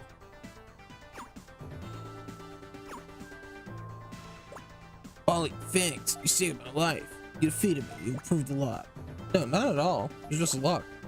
No, it wasn't. You know I was being controlled. I definitely felt it. The way you fought was incredible. Thank you. Thank you very much. I really want to go along with you, but I'm not fully recovered yet. I'll only be holding you back. You don't have to worry about me, Yuji. Hurry up and get the Digi Central. Get yourself some rest.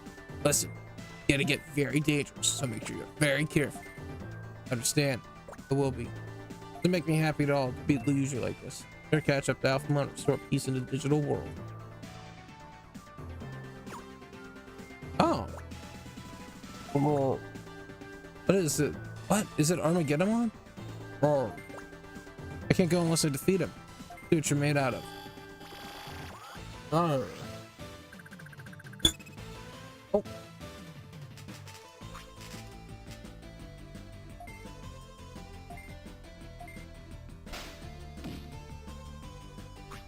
Oh, he tanked the hit. Good on him.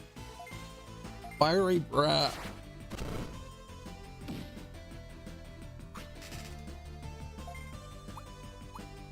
Jackson, obliterate him. Yeah, see, this is a 46 power move. You just survived a 3 power. You still impressed me. Well, it was like an ant lifting 3 times rather than twice. Roar. So that was supposed to be, I defeated Armageddon, so that was supposed to be the big bad. Oh, there's a gate. Bet Alphamon on the other side. It would have been a fight, but also I'm using much weaker Digimon. Jackson is parrying, but hey, that's the Digimon asleep in this healing plant. The legendary Ultra Digimon. Chronomon Devil Mode. I charge Kalumon's energy into this Digimon's. Obtain as a tamer, call to him, and awaken him. Yes, Alphamon.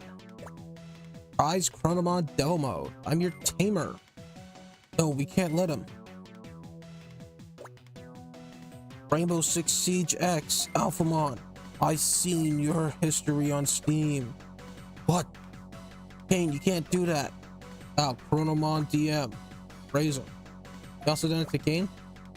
No, he's kind of a wimp. This is whatever I said. Do I have to fight you? Oh. Oh.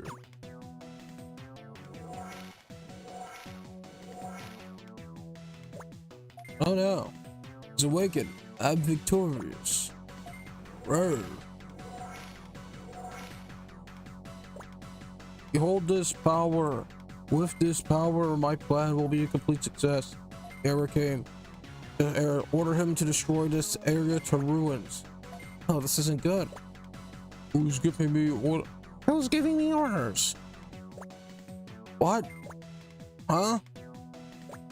I take orders from no one. What? We've given you life. Just do as we say. Nonsense. Shut up. Honk. I remember this guy. What the? What's the meaning of this? Kirk, it's too late. Chaos Valiant Digimon, what's the meaning of this? Isn't he the legendary Digimon? Yes, he is, but in order for him to reach his full potential, he needs an excellent human tamer. What? Alphamon, didn't you realize that? He may have superpowers, but he lacks heart. When he awakens, he senses his tamer's heart is reflected as his own. And you're saying that his heart is a reflection of Kane's heart?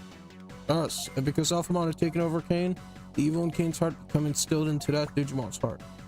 But what have I done? Then, right, he's not the legendary Digimon. He's a demonic destroyer of an evil heart. He awakens and goes to the center of the digital world. He'll destroy not only this area, but the whole digital world.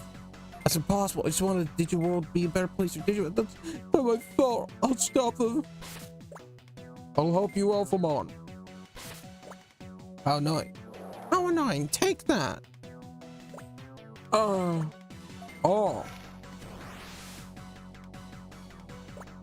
Chaos Valiant Digimon. Alphamon. It's no use. It's no use. He's way too strong. How are we gonna stop him? There still might be a way. The bond between Tamer and Digimon. What? Are you serious? I said it's the bond between a Tamer and Digimon can cause miracles. It's all we can bet on now. Use Wally. Destroy the healing plant and save the digital world. Yeah, yes sir, I'll try. I'll give it my best shot.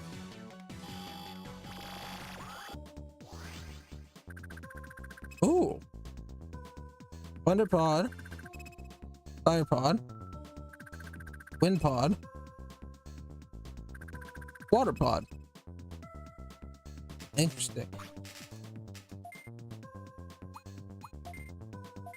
I guess we'll attack here. Oh, they're tanky.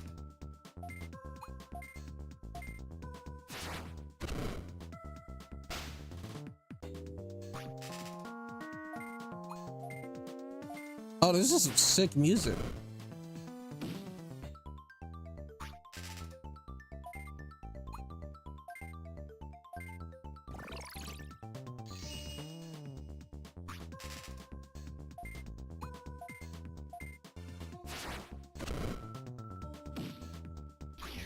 Okay, there's two out of the way. Under spare. Oh, there's only one. Firestorm. Oh, okay, that's not bad. I was worried they're gonna do a lot.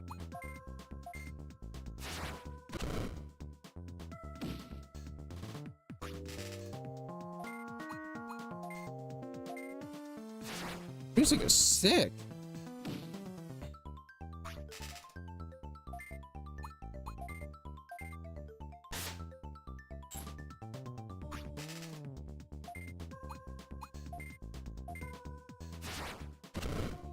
Should get some good experience after this.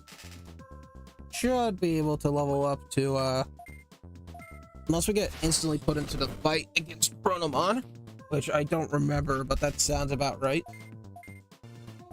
Story wise. Old Digivolve Jackson. Yeah, so you got to there. Stanley, we can give the ring. Victor's 38.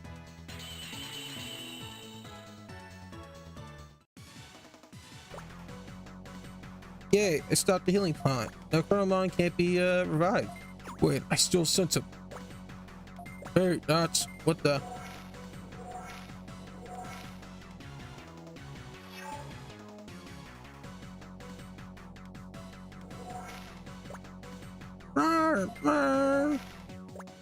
No, I'm too late. What powerful dark power? I'll destroy everything except me. I'll start with this world and you guys. Won't let you do that. I'll stop you no matter what. Shut up. It's me, Protomon DM Devil Mode, aka Super Mega Chicken. All right. Oh, that's. Yeah, that's a powerful attack.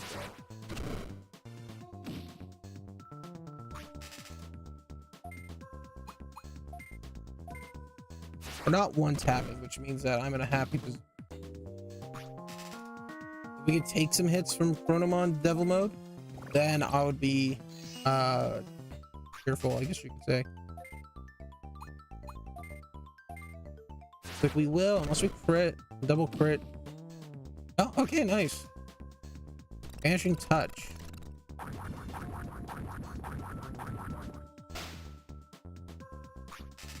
Okay, that's some damage to Stanley.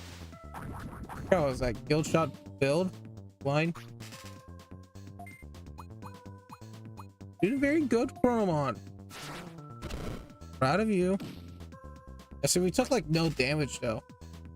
Corona. We would spam healing items. But have a dedicated guy for that, you know. And just a normal punch. Eren Yenha. Everyone leveled up. Good for everyone.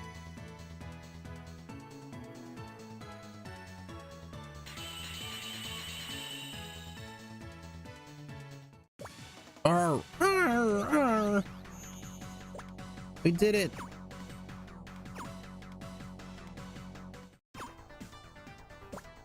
What is this like? Hey, look at Chronomon Devil Mode. Thank you, Wally. Because of you, I was freed from the dark power. Just became able to become a true Digimon. Super Mega Chicken. Oh, this is truly the legendary Digimon. This is your true power, true form. Wally, you've guided me well. You're indeed a great tamer, wherever you're becoming a true tamer king. Oh, I still have a lot to learn. I need to work much harder. That's the spirit. We Digimon are meant to grow with humans and digivolve into something even more wonderful. Human heart does have weaknesses and immaturities at times. We're Digimon are the same. That's why we help each other to improve ourselves. Isn't that right? Yes, now you understand, Alphamon. Oh, no, not that. Protomon DM, what's wrong? I think I used too much dark energy. My heart and body have been damaged. What? Really? Are you alright? The wound is worse than I thought. I won't be able to live much longer. That's right. No. Don't worry. If I go somewhere quiet and sleep right now, I should get better. Unfortunately, we have to part so soon this way. But yeah, me too. Well, Wally, I'll be going. Goodbye. And thank you. Next time I awaken, I hope all tamers are strong and noble as you are. They'll guide me into a good Digimon. I hope so from the bottom of my heart. Yes, I understand. Goodbye. Hope you get better, Chronomon Holy Mode. I'm gonna work hard and become a tamer king that people can look up to and strive to be. I lost again. I guess to be a truly strong tamer, you just can't get strong tamer. Digimon, you need to raise it properly, right? That's right, Kane. Understand now. Yes, please give me one more chance. I'll raise noble Digimon from now on. Alright, I'll forgive you this one time. Your attempted murder is ignored. Really sorry, you guys. I know what you've done, but if you don't mind, would you allow me to help in making the digital world a better place? Yes, of course. We'll gladly welcome you. Let's all work together and make the digital world. Sappy, happy ending. Okay, so that was it for Tamer King. That really was it. We just had to fight the 3 Digimons, Tamers. That was it. Wow. Okay, maybe you had have a certain amount of tamer points, so you had to do some of those side quests. that might have been it. Since we did all those side quests, we never had an issue. But wow. Bravo, Wall. You're incredible. Congratulations. I don't believe you can do it. Oh, Wall, you finally surpassed me. Watch out. I'm gonna go all out next time we fight. No problem. I'll do the same. Game. You beat me. I give up. But just you watch. I'm gonna raise a strong Digimon to challenge and fight you fair. Of course I will too. Sure. I'll welcome a fair fighting. Gamers, keep raising more Digimon. Take care, Digimon. Digimon, Digimon, Digimon. Credits. Wow. Nice. So that's Digimon World's DS main story.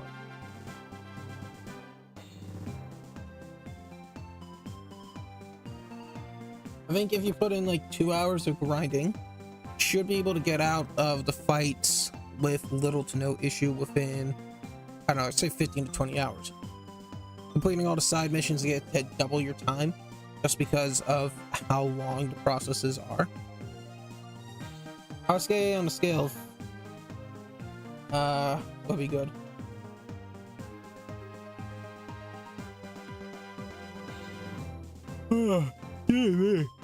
On a scale of 1 to 10 super Starmons, this is a solid like 7.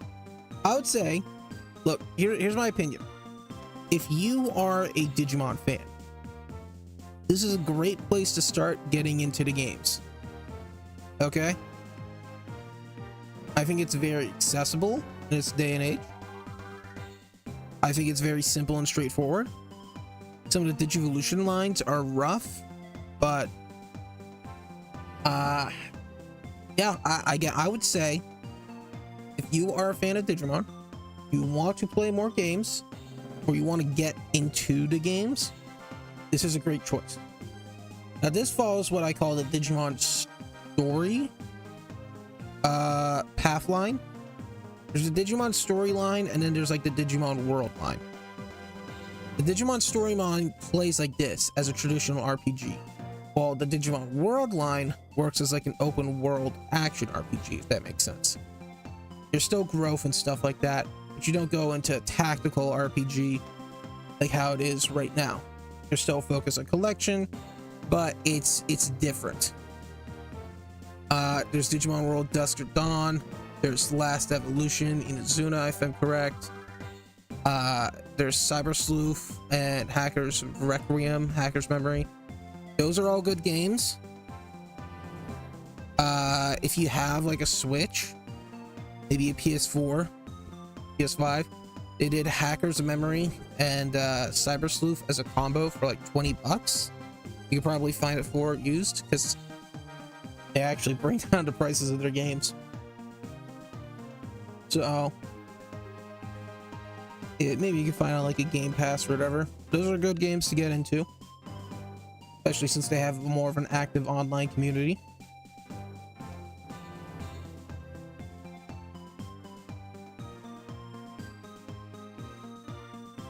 Yeah, I've really enjoyed it. It's a bit slow and sluggish, but I don't think it was supposed to be played as fast as I did it. Super unfortunate that we literally got so close to the end and then I lost that save file. So unfortunate. But what are you gonna do? I'm glad I didn't give up. I spent like 10 hours, essentially 2 days, 4 full days of just grinding everything to get back to where I was at a reasonable pace. Stuff is overpowered now. We still have some stuff to do. Ideally, what I'm gonna do is I'm going to finish 3 of the Tamer King missions, and we're gonna save the work towards the final one. I would like to get all my guys to Mega rather than summon some Megas.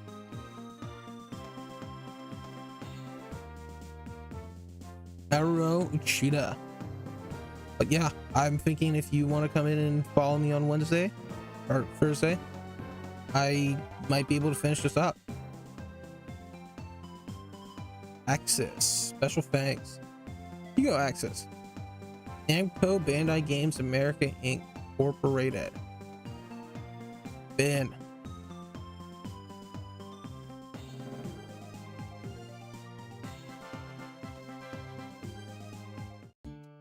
Oh, we wake up here. And I'll continue to oh, where am I? This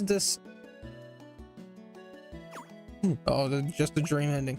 Computer room at school. I guess I fell asleep. Everything happened in and out. Was it just a dream? Oh, but it's the fake out. It wasn't actually a dream ending. Hey, this is a Digivice. You made it back to the real world safely, Wally. Elmont, I see you clearly, Wally. Your being in the real world doesn't mean we can't see each other. But yeah, the Digivice, you can come back here whenever you want. Sure, I will. Wally, we're looking forward to seeing you again soon. I'm glad that this happened in the digital world. It was not just a dream, but it would really meet digital monsters and become friends. I'm gonna visit you guys all soon. Saving completed data. Turning to title. Wally, what the fuck happened? You've been missing for 4 months. What? What do you mean, Mom? We haven't been able to find you. For 4 months since you disappeared, you're proclaimed dead.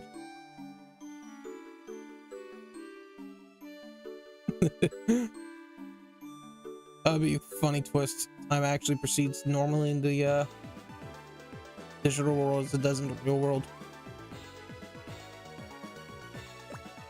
Standard King, I want you to continue to improve your skill. Okay, so it looks like we can go back to the belt or the core or whatever it was called. Talk to this guy. We never collected these missions on my second time around.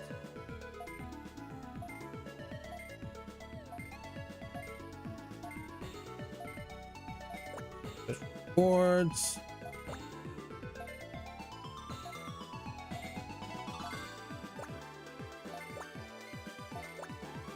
Okay, give me the scale. 50 to 100. We get a tooth Schmidtmar. Tooth Schmidtmar. 600. Scan data for Doraemon.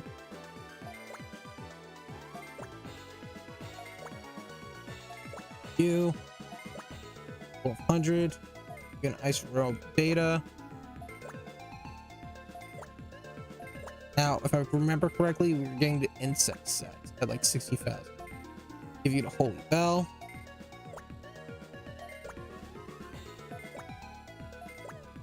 Oh, yep. 44,000, 4,400, 5,000 bits. That was valuable at the time. We needed XP rings. You are at 64,000. Purge Digi-Egg.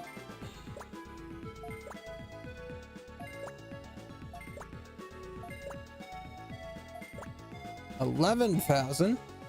Arataka sword.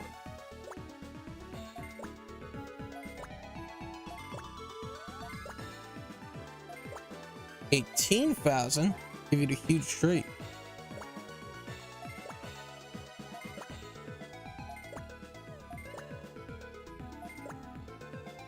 $5,000. I'll give you an. It does say a Cavitariumon. It was supposed to be like R for red, but 41,000. A goddess statue.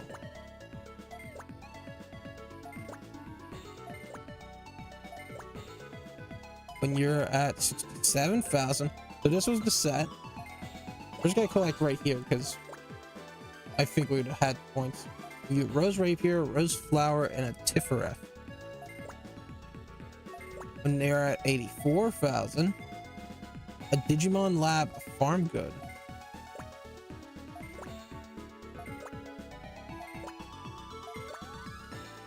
When you're at 137,000, you get a Dragon set. Dragonmon Killer, Dramon Armor, and Dramon Ring. And so many damage points. I gotta hand it to you. Nice job. Yeah, thanks. You've done a good job in serving the digital world of Digimon. I really don't have anything to give you, but take this if you wish. Be the best tamers worth it. No honor.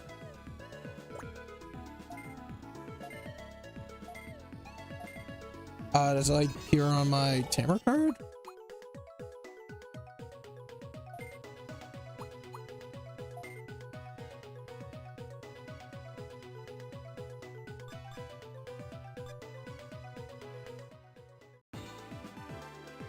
I like top damage. It's for already cool statistic. Yeah, I know what mission I'm doing.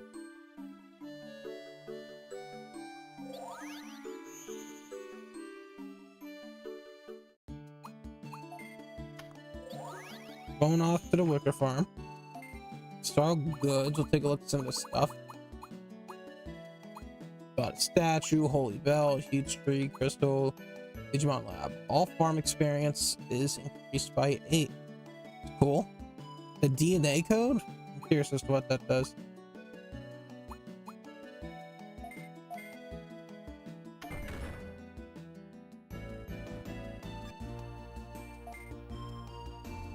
+1 to potential. Oh, is that aptitude?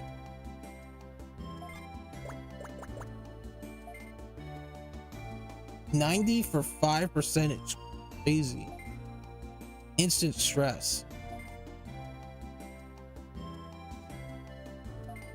I'm curious if what it does if it works.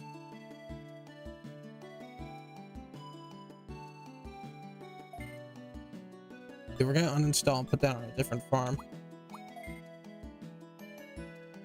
Talk to Haley, the Gigadramon, because that is a mission. Carl Wally, do you have a sec? What is it? Most of my body's mechanical. It takes a special energy to keep it moving. I'm running out. If I run out, I'll be hardly able to move. You can't get an energy pack from the core field. This is great news. I'm counting on you.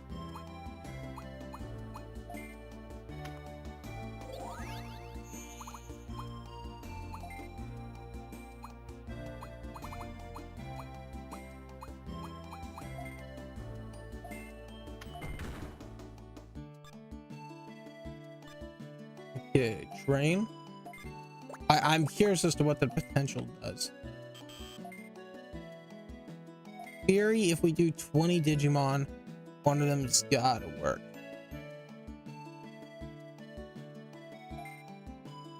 However, we could calculate the odds. It's not worth trying it out, but good.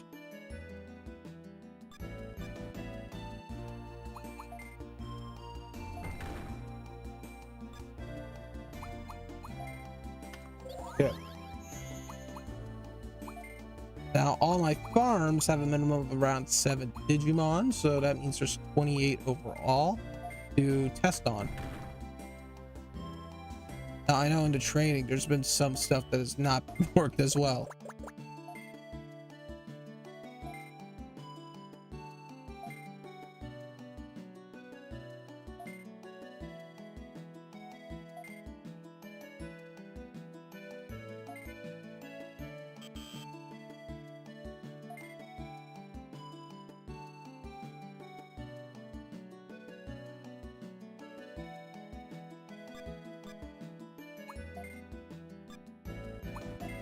Oh, no, come on.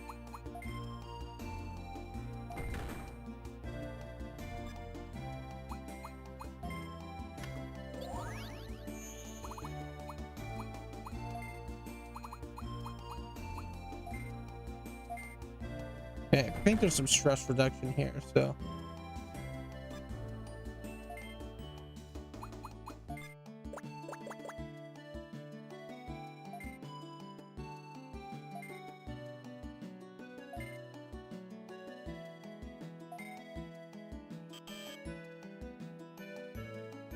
No one here.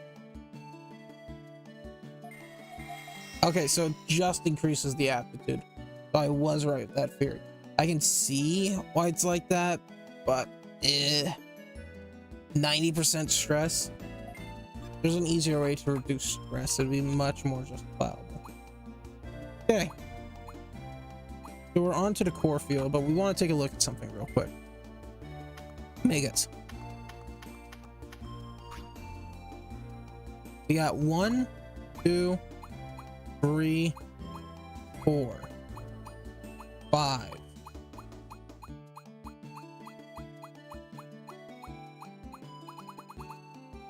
We have 5 megas. For the missions, we need the following things to occur. We need 15 or more megas with class 17 done, but we know we have that. We need to go do this Digimon quest for Haley. We have to have Omnimon and 100,000 points. And we have to have Boncho Leomon in 20 more hours. We need to get megas. We need to get Boncho Leomon. So what we're going to do is we're going to do the energy pack. We're going to do Omnimon. And we're going to train. I'm going to take some of my side Digimon.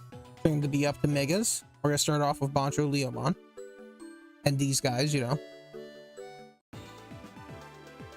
And Boncho Leomon's a pain because he's like 67 or something like that. So we need to optimize our path.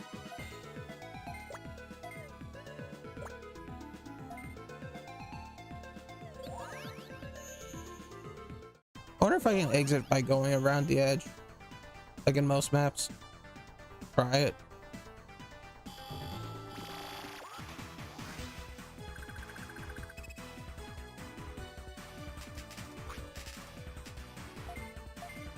The ideal situation, we get those missions done, have Boncho Leomon as like our 14th mega, or whatever, you get what I'm saying.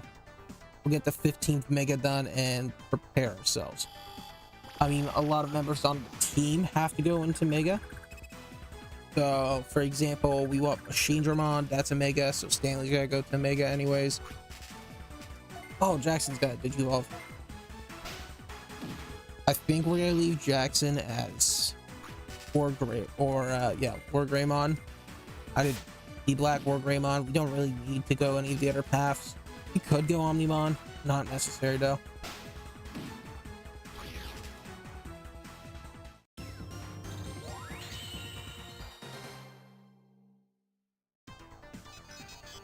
At least we got the level up before we tasted it, you know.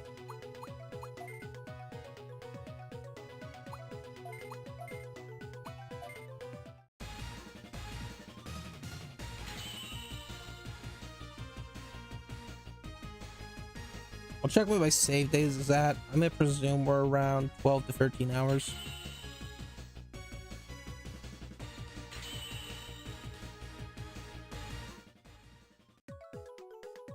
What do we got? Powerful 4? Plus 25? X damage 2 is fine, but I think I'd rather take an additional 65 attack, you know? Okay, 47. That's a moser. Maybe we go 42. I'm not opposed to either path.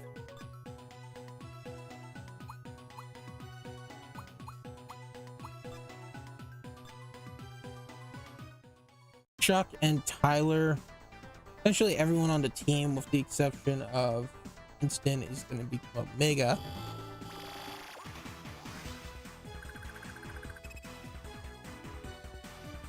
So that'd be like an additional 5, and plus Boncho Leomon would be 1, so that means I got like to pick out 4 more to become Megas. So maybe like Chudley could become a Mega. No, I'll take a look at some of the options I want. We'll take a more balanced team into these final fights, and if we do come to a loss and we need to pull someone out, like we'll have Chuck in the back lines. But Chuck being in the back lines doesn't guarantee we're going to win.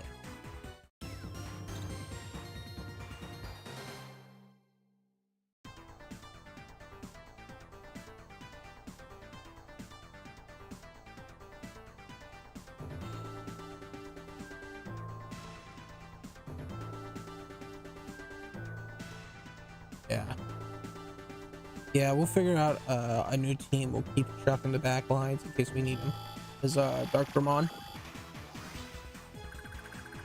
and just prepare up. And if we ever come to a situation where Truck's not enough, switch someone out, and we'll put Tyler back onto the team. If those two aren't enough, then we will take Jackson back onto the team. We'll use as minimal as we need until we need it.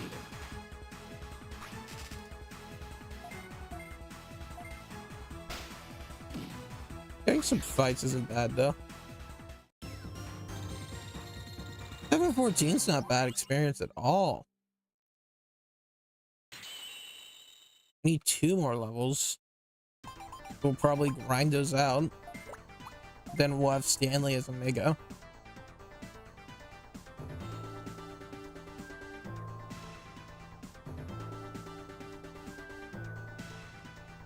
Yeah. See, we didn't use this area earlier, so I had a feeling. Black War, Zuhamon, Black War. Okay.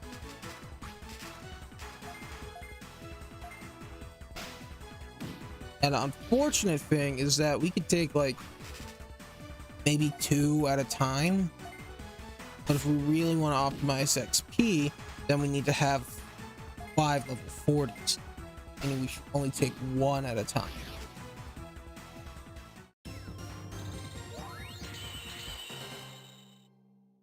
Okay, when we go into Digivolve Stanley, the Ring of Victor.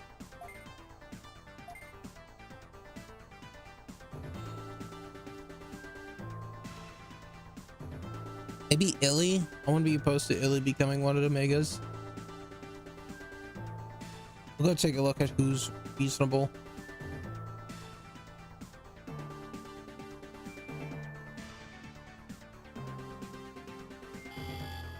There's a fight. We went for a hot second without a fight. Katakara. Hi, Andrew. Hi, Andrew's a Mega. Katakara is an ultimate. Rudamon needs 30 hours. We would have had that too. The old save. I could theoretically throw on some sort of cheat code that's like 10 times speed or whatever. If I figured out a cheat code that's like 35 speed multiplier or times 30 speed multiplier, then all I need is an hour to match up for that 30 hours. You get what I'm saying? I'll just gonna hit 50 soon.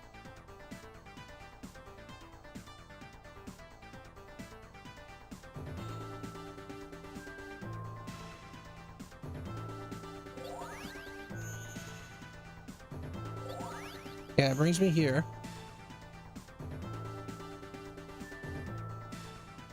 Oh, it was this. It's Feel Strong Force. Welcome, Wally. Welcome, Wally. I've waited for you to come back.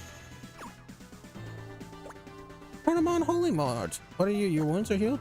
Yes, take a look. I'm perfectly fine. Oh, I'm relieved to hear this. In the case, I want to see more of your skills. Fight me now. Okay, I was not anticipating that. That's nice. Whop.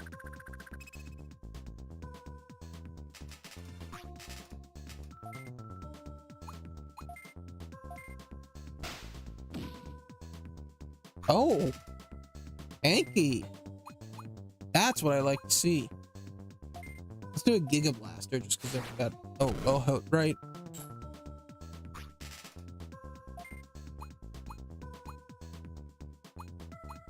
Uh, 71 compared to 27. I would say the MP and wasted space is worth it.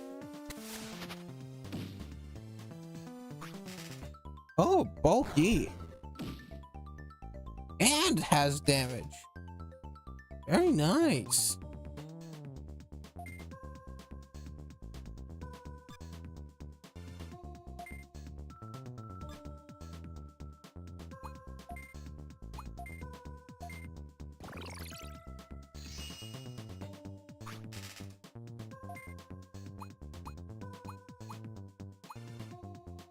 Yeah, the low hit rate's kind of rough.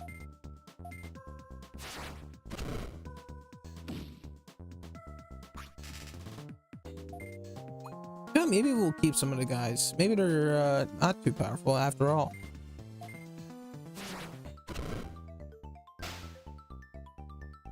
I don't want Stanley to die.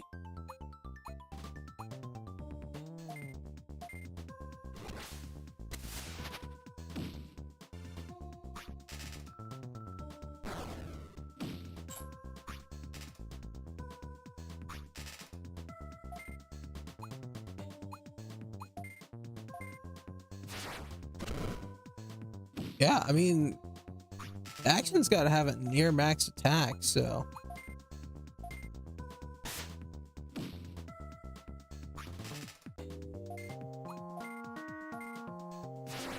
Okay, I dig this.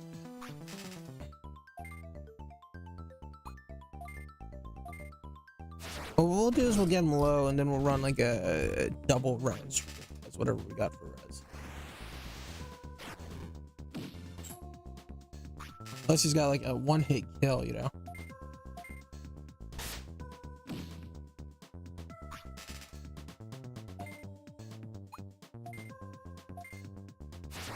I haven't bought items, so I don't know what I get for res.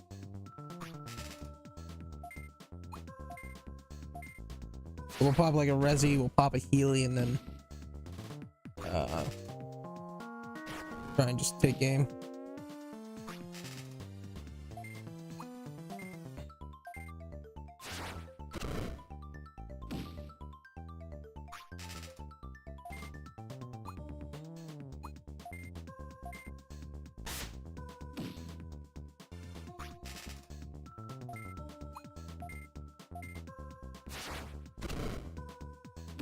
We'll see what he attacks with.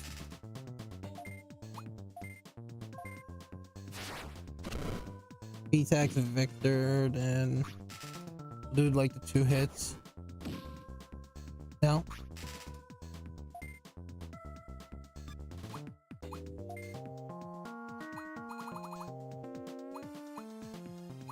Oh, we got a revive double, but we only need a single.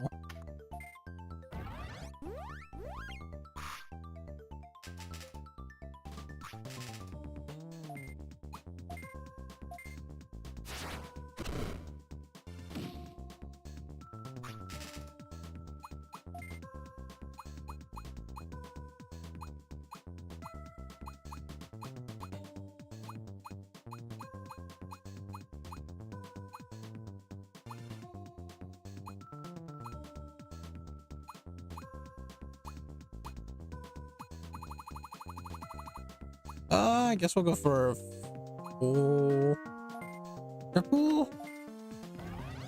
I don't really need to triple, but it's all I got. I got no doubles.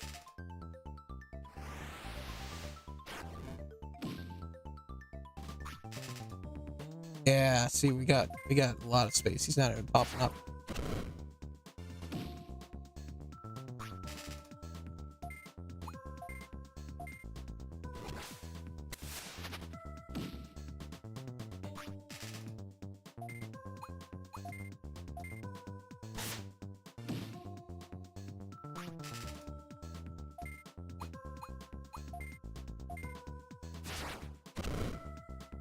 And there we go. That should be match.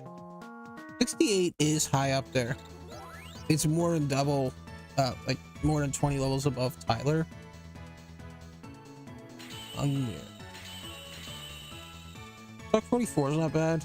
Listen, 46 bad. Their 40s, Yeah, I won. Well done, just as I thought. You're going to be my tamer. I'd be very happy to join you.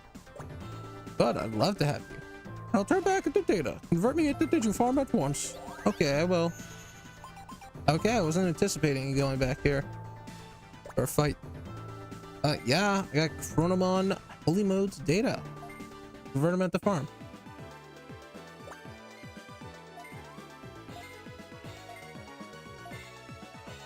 Is Stanley ready for Digifarm? He's not. Okay. Oh, but you know what? We could put a ring on Winston.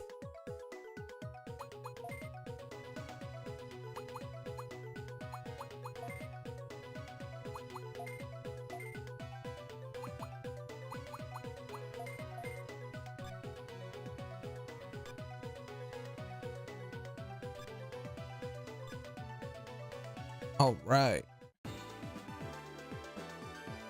We'll finish up this mission, do the Omnimon mission, and then it's prep megas.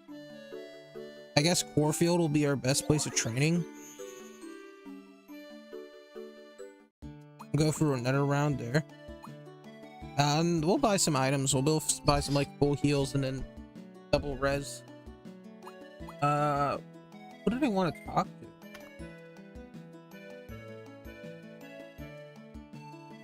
Dark Farm. That was it. Wicker Farm.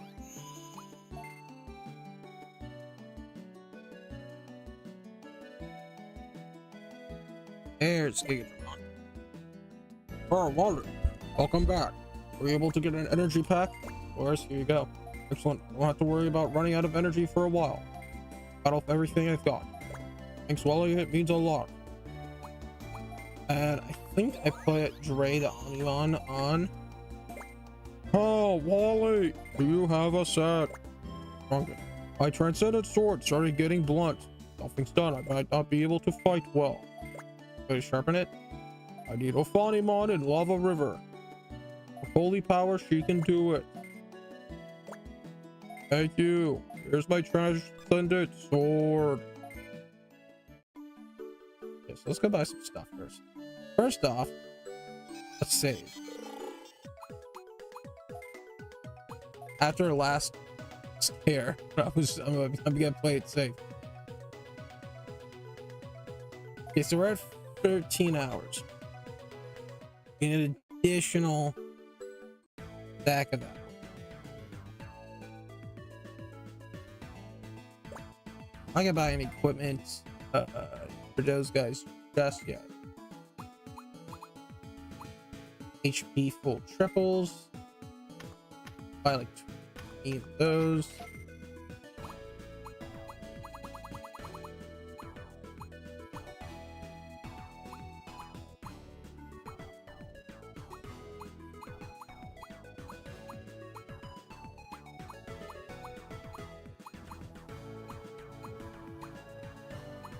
MP full triples.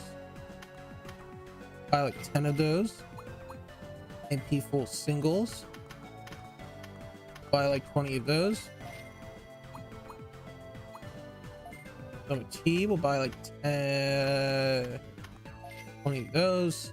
I've got insane cat. I would have had insane cat. So that's why I'm not resistant. Oh, the resurrection is in the front. This is the item shop. Can I help you?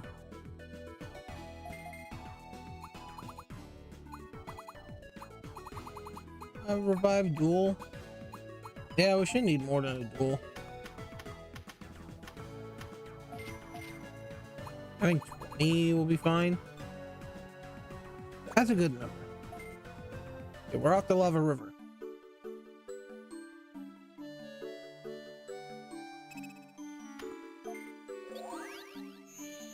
And hopefully we can digivolve to Digimon. And we can put Stanley into the back box.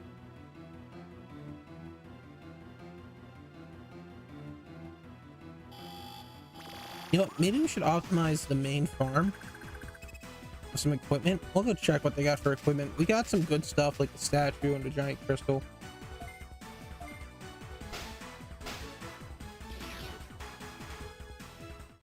$257.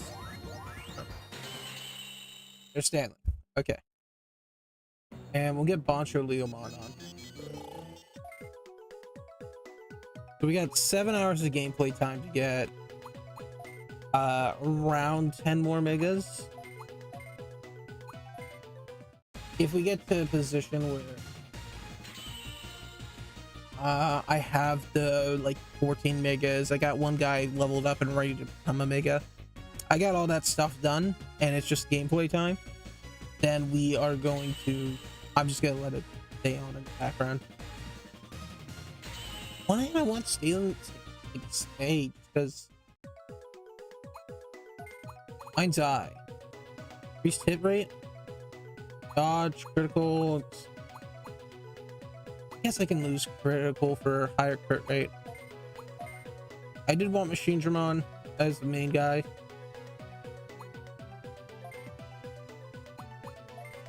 He's here, we're here. We might as well equip an XP ring.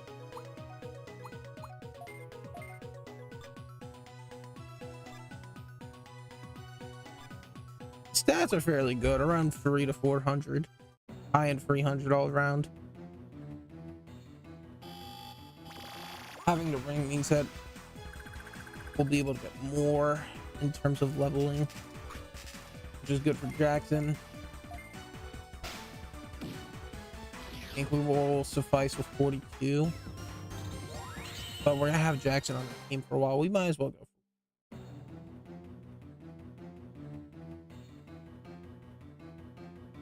I could even be happy with Omnimon.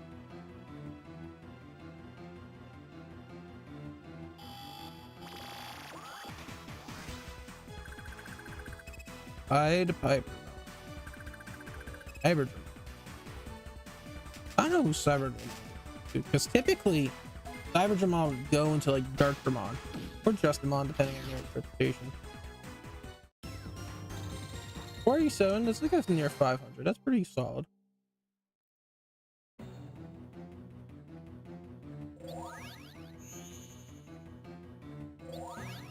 Get an average of 500 of each fight. That's not bad.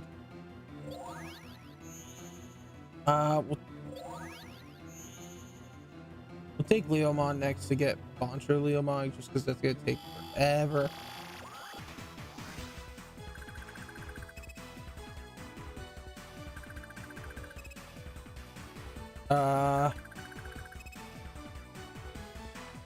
I'm curious what happens if I go back a third time to that final position.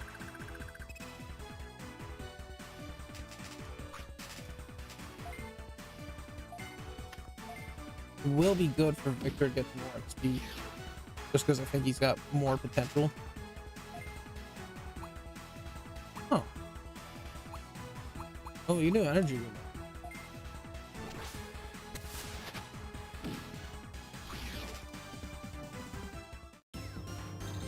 About 1,000 experience. That needs to get like 52. Tyler needs to get like, that's a lot. Winston needs to be 49. We can't take Winston off anyways. We'll take off Stanley and put on Boncho Leomon. I would like to get some of my other backups going. Like Tom, I think is reasonable. Like, I mean, Tom will be one of the ones who's going for Mega. So.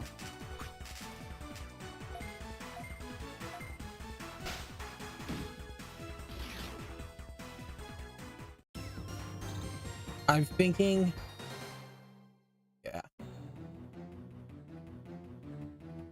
Look, I'll say this. I had enough integrity to say that I've redone everything with an action replay. I said what kind of codes I used with the action replay. I'll say that I summoned a bit more Digimon, stuff like that. I didn't summon any Digimon I wouldn't have had it already, or wouldn't have been able to get, like Digitamamon. I don't have them. I won't be able to go into like Chaos Valiant, Chaos Gallantmon because I need to have summoned them and I don't have them. You guys get what I'm saying with that. So since that's the case, I'm probably gonna grind out a good amount of experience tomorrow. Tomorrow's my Pathfinder tabletop RPG session, and I like to be respectful. I guess I could see some people not calling it that, but I feel like I like to be respectful and let other people play their parts. Because I know I have a lot of opportunities to play my parts, and since that's the case, I tend to fall back and be a bit more quiet. I pay attention, but a grinding session would be perfect while I'm waiting for people to, you know, do their portion of the roleplay. Yeah, I could talk about it a little bit. We're doing Pathfinder 2e as our primary system. I'm a big fan of it. I think it makes a lot of sense in terms of stuff. one of the big differences, I'm gonna compare it to Dungeon. That's the one, right? So one of the big differences is that turns are free actions. So in combat, you have 3 actions for your turn. You can use your action to move, you can use your action to talk to someone, do a skill check, do an attack, stuff like that. You can multi-attack, but each time you attack, you get a -5 penalty to your attack. There's exceptions depending on how you build. So I think that process of having 3 actions makes it very much more simplified. Okay, a Fawnimon, please be here. If she is not here, I'm gonna go top route. Okay, we're going top route. And you know, there's plenty of changes. I'm not gonna get too in depth into it for now, but it's good. We did a campaign on like Crown of the Cobalt King, I think is what the campaign's called. That was very fun. It took us a few years to get through that. We had some people come, we had some people go, but our main crew has stayed. One person coming in actually at the end of Crown of the Cobalt King and going into what we call the Ruby Phoenix tournament. Can't remember the exact title, but it's about a Ruby Phoenix tournament. It's designed for like level 10 to 18, if I'm correct. Opportunity for level up. So that's where we're in right now. We just finished the first portion of the tournament. We're moving into the second portion, which we'll probably have an RP session before we move into combat.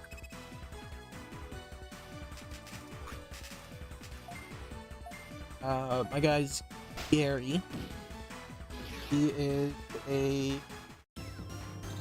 I guess if you wanted to describe him, you could say he's part of like an assassin's guild, but instead of being an assassin, or straightforward, straight and narrow, it's more so infiltration and espionage rather than killing. Like, they'll do plenty of killing, but they're more about taking control through non-violent terms, because that tends to be longer lasting, right? But from how I described him, you would not guess how he was. He's like, I guess he's like 50 now. He's like 43 when we started. There's like 6 years and time skips and whatnot. So like 50. He's in his 50s. He's a fat old man, and he just bites people. He's a ranger, but he does not use ranged spells, which is what I like to call correctly playing a character wrong. I think it's one of the funniest things you can do.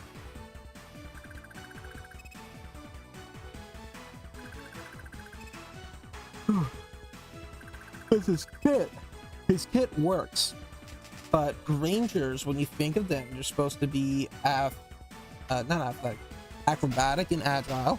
He's not. He's got 0 in dexterity. He's supposed to be tall and slender, elf-like. He's not. He's a fat old human, and you're supposed to have range. He doesn't use range. In fact, he's lost his left hand part of the adventure, and so he couldn't use range unless he had a gun. Pathfinder has guns, by the way.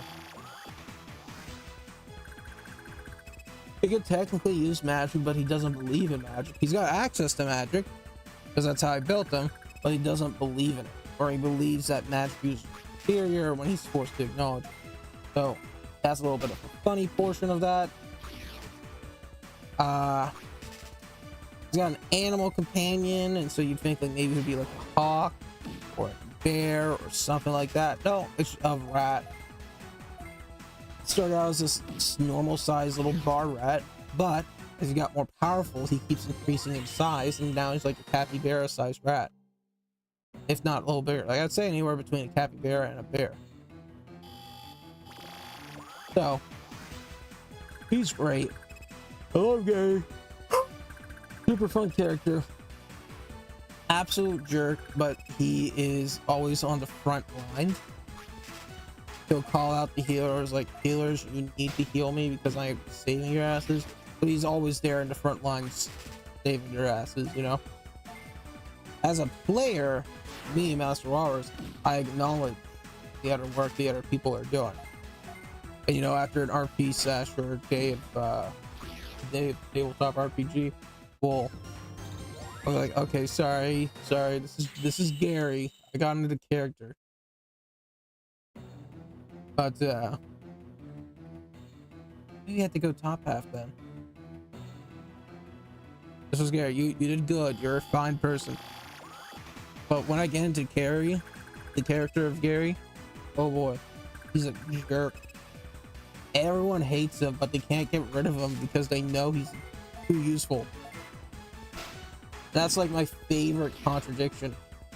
I love that type of character because I think it's cool writing. You want him to suffer, you want to get rid of him, but you just can't. You can't get rid of this person because you know everything's gonna go bad once you got rid of him. Like, not to put my character up in a high position, because I, as a player, I acknowledge that everyone's character serves some level of importance. Someone might not be doing damage, but that's because they're buffing and supporting and healing, right? Or they might be doing debuffs, stuff like that, right? So I get that aspect. You can have multiple tanks. You can have the Valiant tank, which we kind of have. We have a Barbarian who's kind of tanky, bulky, and all that. So he kind of fills into Gary's position a bit more as well. But now you have that double sense of bulk. It's much harder. You think like, okay, we can get rid of Gary. We have another tank. You don't need Gary anymore. But then the matches get tougher.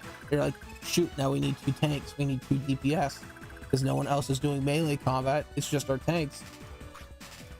So, they can't get rid of Gary.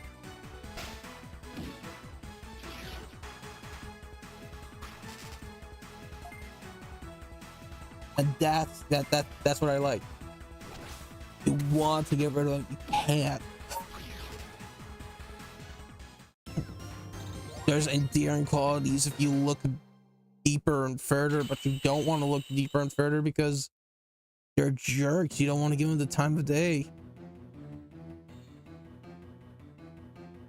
Oh, there's a fine one.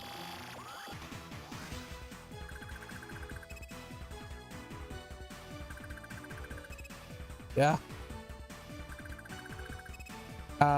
Recently we came across it. So one of Gary's big things is that he lost his hand. And prosthetics do exist, but as a player, I don't want Gary to have a prosthetic because these are like nice robotic prosthetics. It's essentially like a new hand, if not a little better. You seem to lose out on a sense of consequences. And I hate that in storytelling. If someone loses their arm but can get it repaired at like no cost, hi, how may I help you? Yes, I'm here to ask you to sharpen Dre's transcendent sword. I see it. Here you go, here you go. This is a nice sword, but it's very worn out. I'll charge it for you. Holy power. I just sharpen it with my holy power, so it's gonna cut much better than before. Return it ASAP. I will, thanks, Alphonimon. Okay, sick. Had to travel the whole map, but we got there. Yeah, so Gary, he's a jerk. You want to hate him, can. But yeah, consequences, that's where I was at. I feel like any of your actions have to have long-standing consequences, else it feels like the action has no repercussions. And if this action has no repercussions, then future actions have no repercussions. Let's see. So here's some spoiler alerts for some shows if you planned on binging or whatnot, but a lot of them are gonna be old, so I don't really care.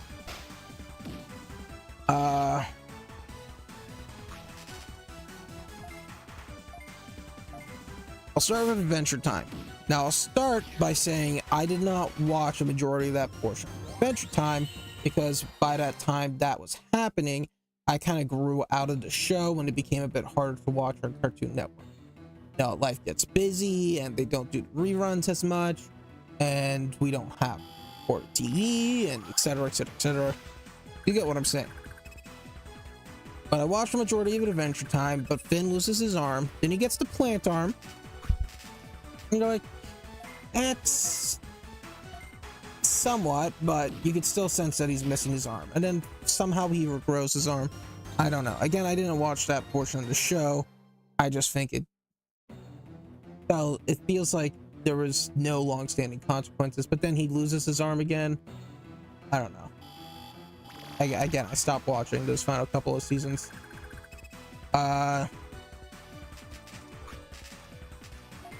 What else?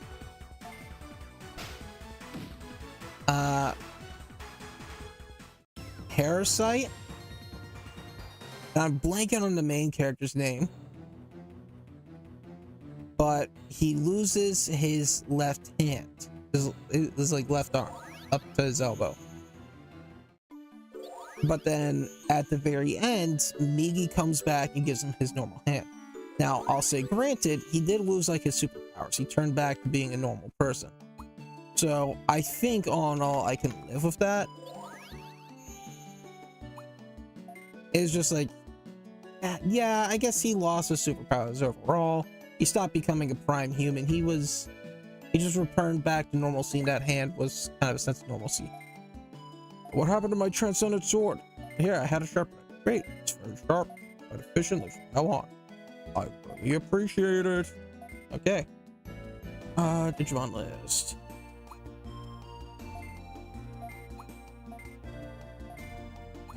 We'll put it farm. Put it into Grena farm. And head.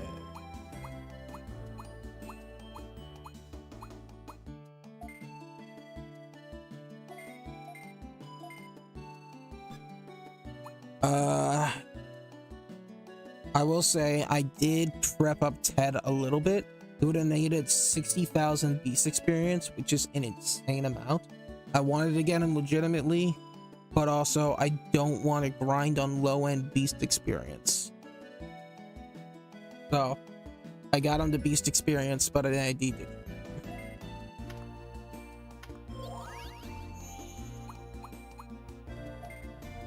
I think we might as well install some goods.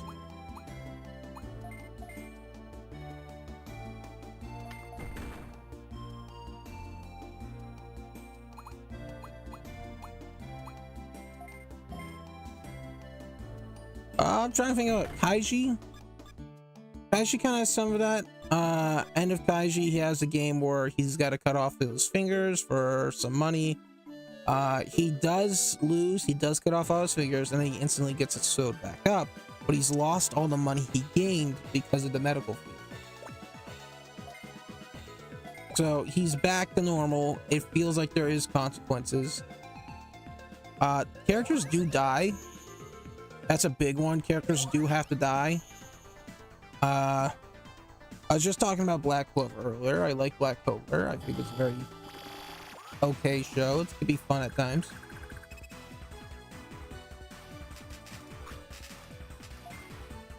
No one dies. That's such a shame. I get that you want your characters to have happy endings. I get that you want your characters to make reoccurrences, so you don't want like to have them eliminated and then never use them again. But what's the purpose in a fight if I feel like characters are not going to die and it's not going to be worth watching? Hunter x Hunter does that great. You don't want to kill off your main characters. You don't want to kill off your major side characters or villains. But what you do is you introduce a small character and you have them die. Literally a scene. You give them a few lines at the beginning of like each arc, and you have them die. And then once they die, you recognize that this threat of death can also apply to the main characters. And so now you're concerned. Are my characters going to live or die? They're most likely going to live, but that threat of death is there. They do it during the Hunter exams. I don't think they do it during the Tower training arc. They do it during Yorkview. They kill off some of the bodyguards that Kurapika's working with. Minor characters. But you're still given that idea of death. They do it in Garita Island. One of the guys that they talk to as they're signing up for the game, he gets killed. Minor character, you knew he wasn't going to be big, but he had a unique enough design. He had a few lines, and he was there for like an episode. And now he's dead. And now the threat present. NGL had a few characters that were from the Hunter exams die.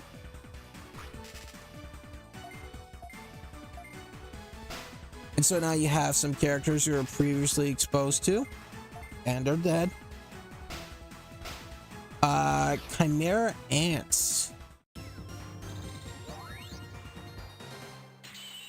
Who died there? I think from all the major characters, I think it's Palm. Palm died, yeah. Yeah. I guess I would consider her. Like, NGL and Chimera Ants are, like, how do I say? Chimera Ants includes NGL as well as the Royal Patrol, I guess I could call it. But after, like, there's a split. There's before the Queen's death and after the Queen's death. I'm spoiling this for you, I'm sorry, but also, like, Hunter x Hunter was animated in like 2011. Okay. You probably go for YouTube Shorts and find Hunter spoilers. Only reason they're not spoilers for me is because I watched them. I got spoilers for Parasite, which was kind of a little bit of a pain. It worked in one sense of the favor. Because there was a character who I thought died, but didn't die, and I was like, whoa. That completely usurped my expectations. But yeah. So I think Hunter x Hunter does it very much right in that method. Have a small character die to where the presence of death is present. But you're not removing any major characters.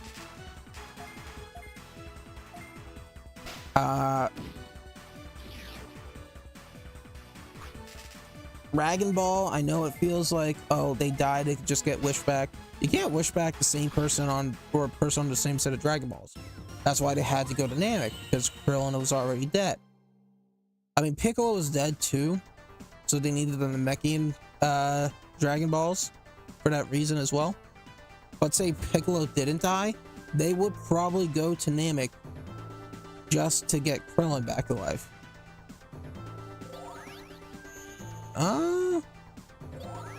What happens if I go back here?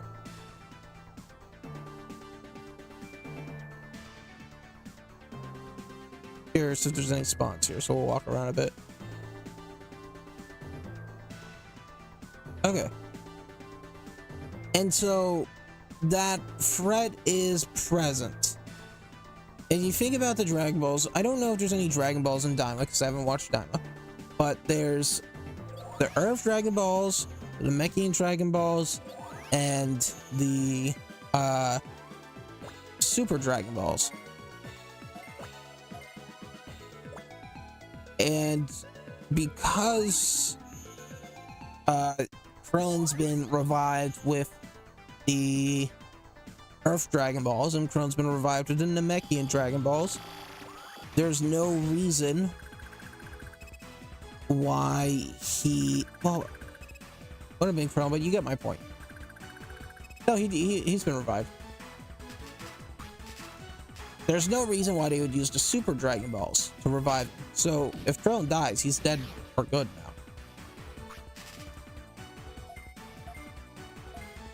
He'd probably keep his body and all that, but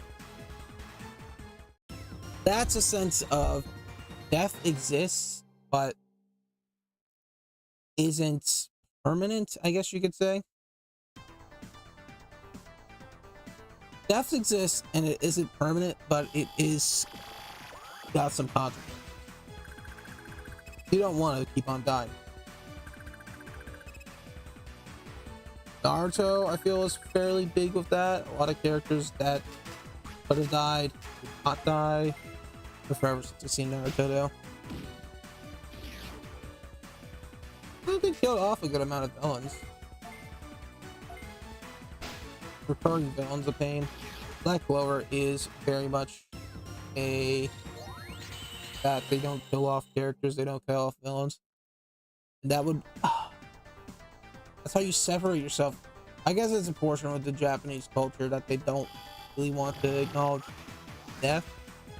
In that sense, it makes it sadder, makes it less good, but again, no one wants to die. And no one wants to see people die. Especially characters you like or you form some sort of attachment. And so if that character is to die, then you are upset. There's an emotional attachment that gets broken. You guys get what I'm saying.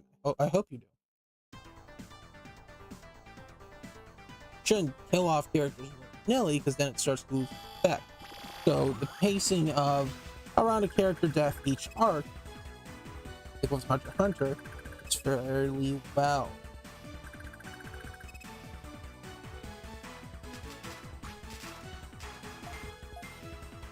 Digimon even does death. If you have not watched Digimon, watch Digimon. I haven't watched a remake of Digimon Adventure. I don't know if it's good or not, but I did watch the original Digimon Adventure. Watch Digimon Adventure 2. You probably avoid that if I'm. I watched Digimon Adventure 3, or not 3. I watched Digimon Frontiers, which was 4, season 4. Digimon Data Squad, which was season 5, and Digimon Tamers, I think is what season 3 was called. Anyways, each one has a sense of death in there, which made the show like, whoa, this is real, there's consequences, there's a threat. I mean, they give the sense that, like, okay, the Digimon will be reincarnated into one adventure, but it's not the same person. His characteristics, his demeanor, the person is gone, just the data is recycled. That's kind of like, oh. Season 3, there's a big character arc and a character dying. Digimon dying.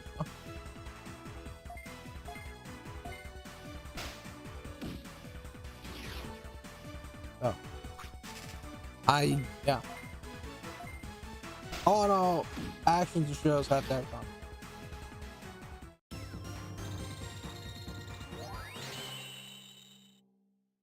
Nine, Chuck's getting up there. I think we'll put bench Chuck. Keep Victor.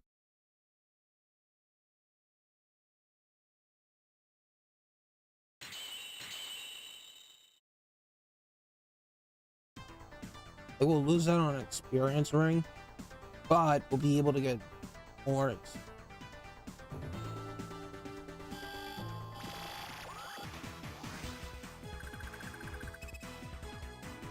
we'll get chucked if someone out.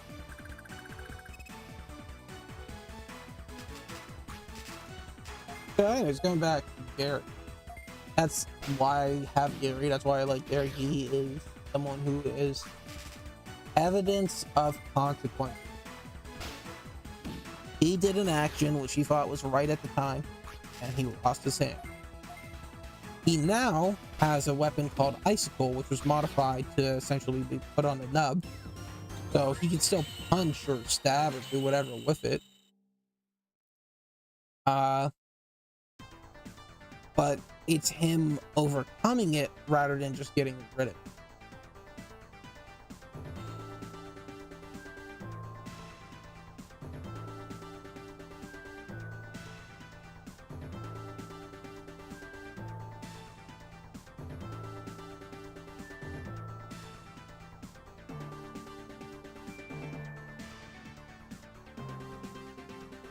I think tonight I'm gonna work on my see what's going on. I might prep up a review, the Ninja review. I want to do an Always Sunny review. I want to post more into the Twitter. I want to do more. I want to be more active. I'm glad I'm getting the streams in, because that's something, but it's not enough. 35 isn't bad. Ted's gonna take it. So we're gonna try and get Chuck.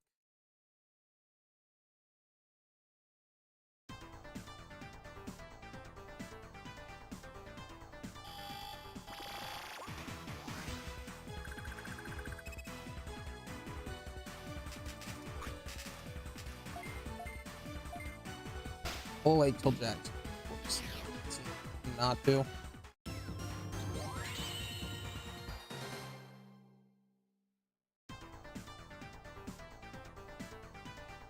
Any specific fights here?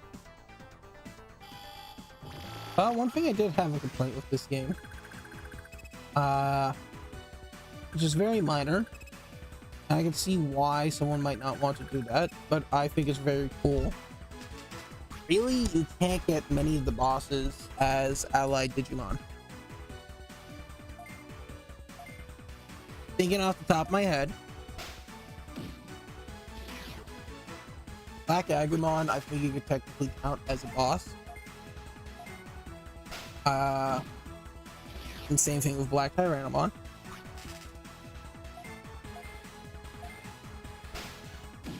But if you make the portion of, or you make the argument that it's a portion of the Agumon storyline, and you get the Pagumon, it doesn't really make sense to not have them go into there, right?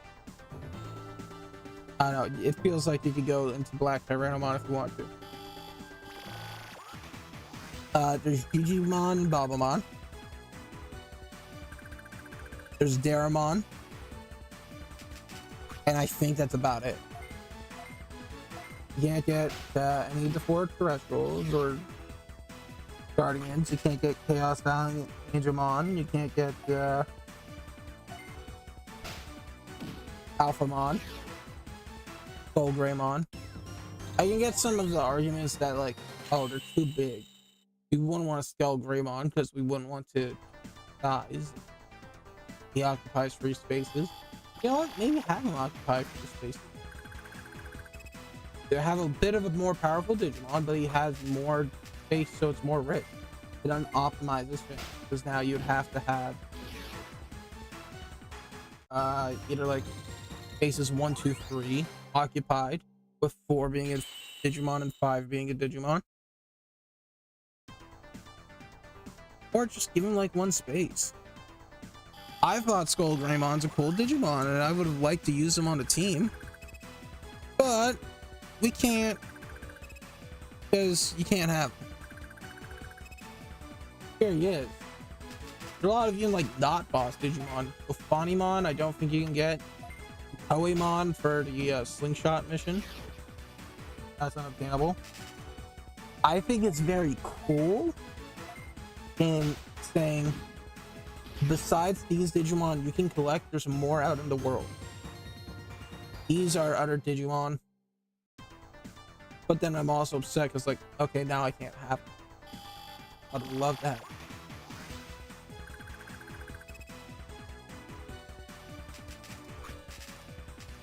God. Victor. Jack and Victor.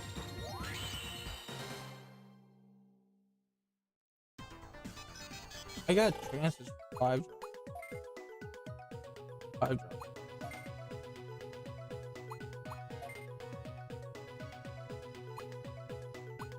52. Come on, we're close.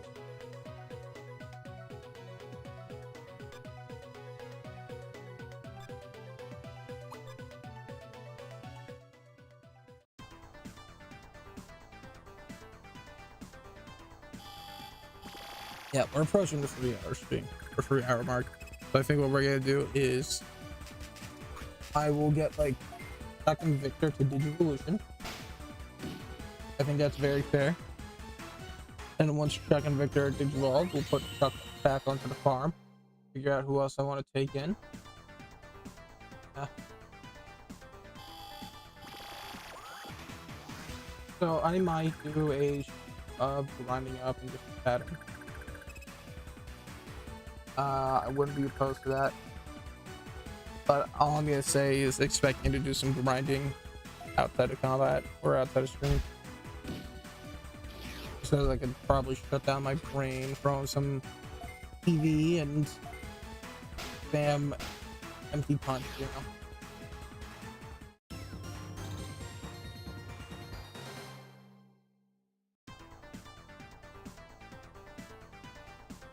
Tyler could probably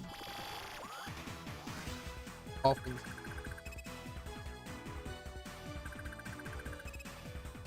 Much as I like Tyler, like not right now. Once he gets to Neptune, as much as I like Tyler, I'm all the not.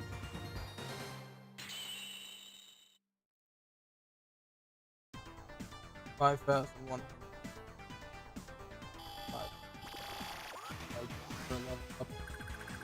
Ooh. Of course, have some more.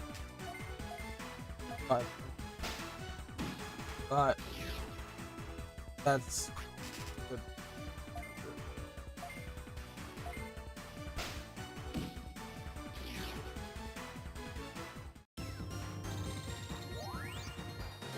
$52.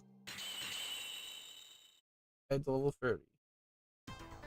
Oh, I gotta get 70%.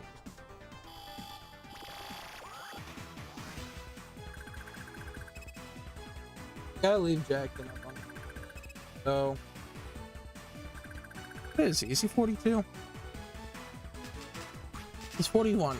I think what we're gonna do, just because we can, and we're gonna leave Jack up on the team for training purposes, because he's got experience, is we'll go Black or Greymon, degenerate 688. So if we get lucky, we can get more. Don't get lucky.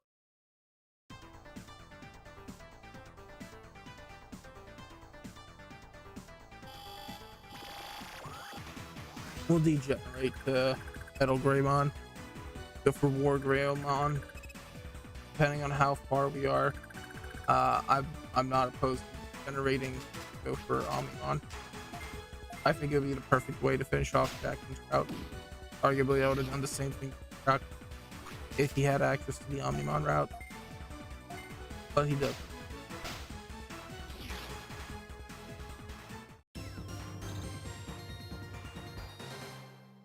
$688 from $690. Here.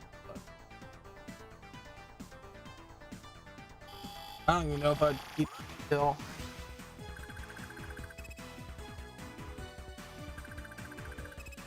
Yeah, honestly, if I'm not keeping this still, then why am I doing that? I really like Jackson's skills as they are right now. It'd have to be something. I'll look it up though.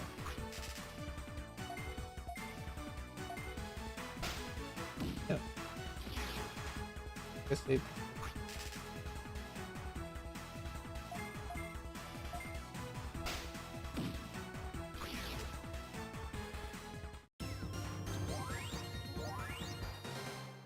Okay, 10 level up. That's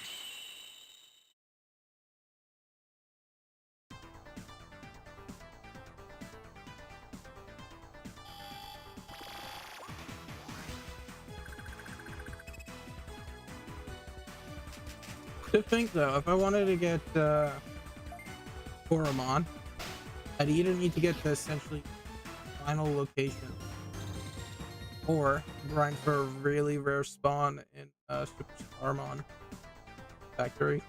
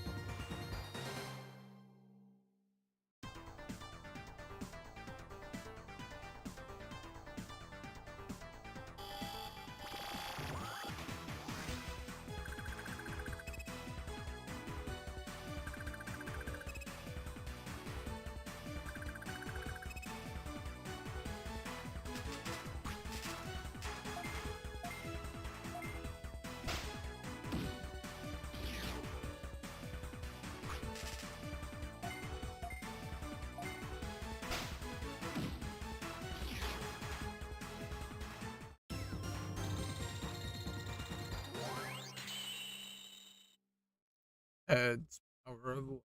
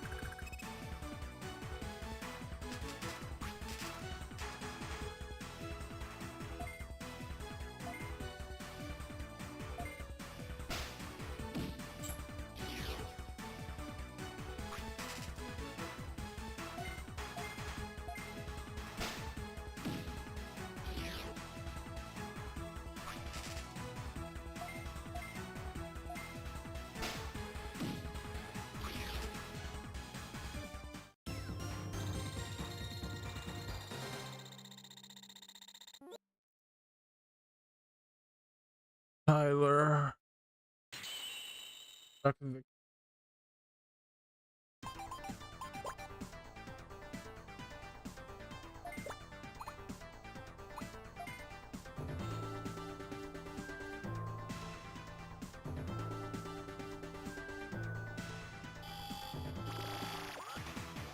Okay, so apparently War Growlmon has the Great Heroic Power, which is what we got from Rise Greymon. So since they wanted to stack, a reason to go to War Growlmon. Question is Black War Growlmon. Tell me. I don't. I'm trying to find out.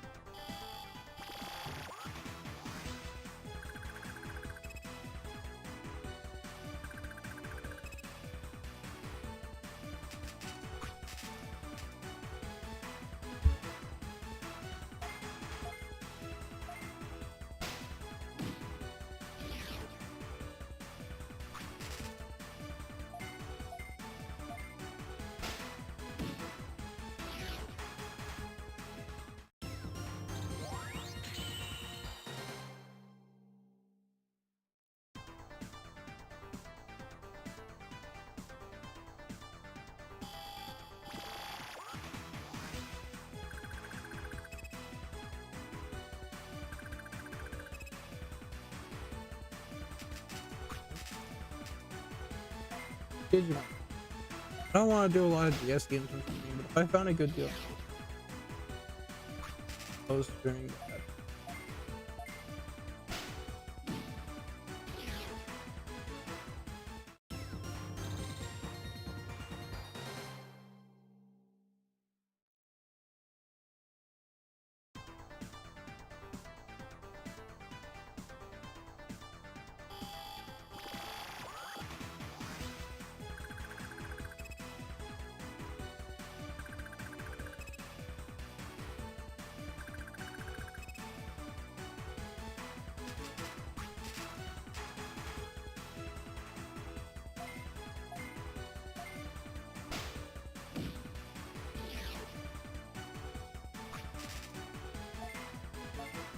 I'm gonna say no. I'm gonna say it's not. They go for Omnimon. Go to Digivolve. We'll check what level he needs. I'm sure it's like a.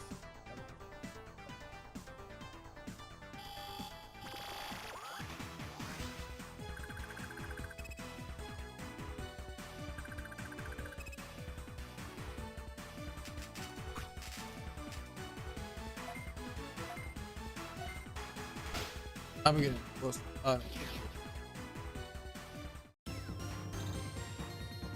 Half an hour. Oh. Okay. Oh.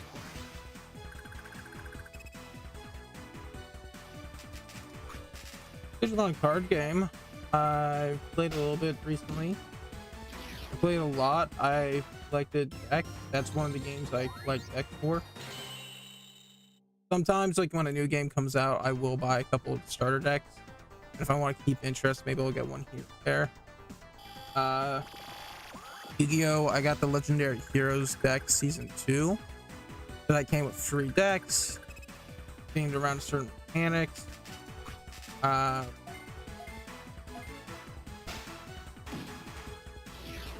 got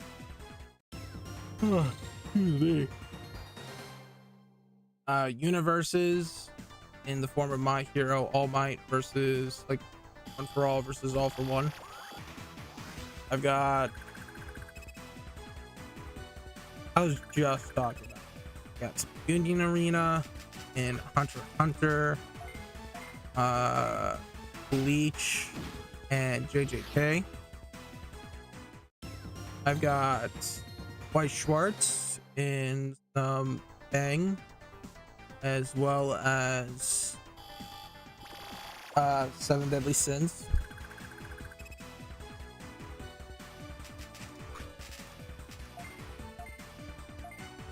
So I like to collect starter.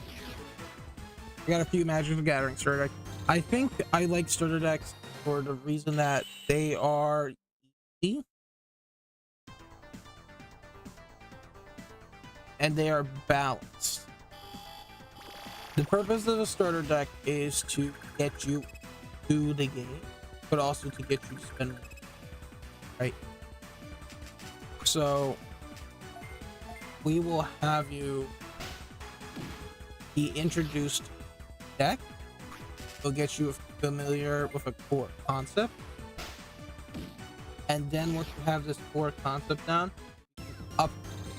That's the big thing. Step. And so they won't give you the best cards, but they'll give you fine. With that knowledge, it's fairly balanced. So if I had someone never played Magic before and said, you know what, I'm interested in playing Magic, I could grab 2 of these starter decks. I could say, here we go.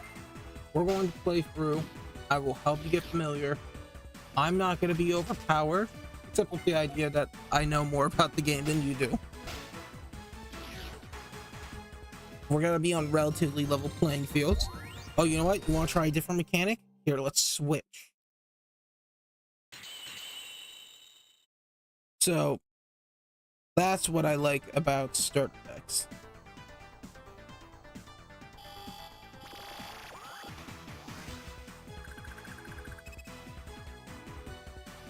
They are making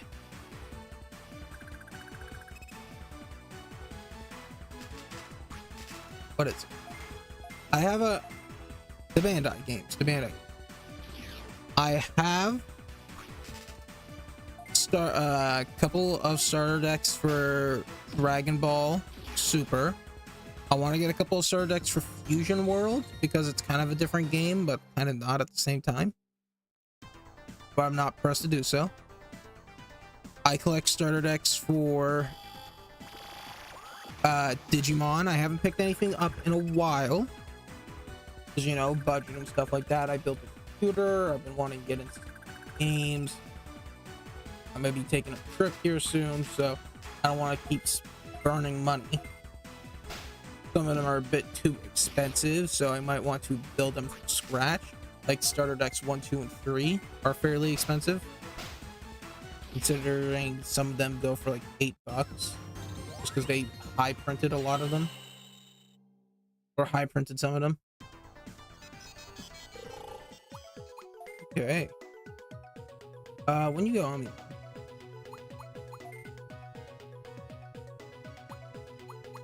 62. That's not bad actually. Better than 67. We're gonna have you on here for a while. I don't see any reason. You need to get to 67. You need to get to like 67. Yeah. Try and save like the mega Digimon so I can just put them back onto the field, you know. I'd like to.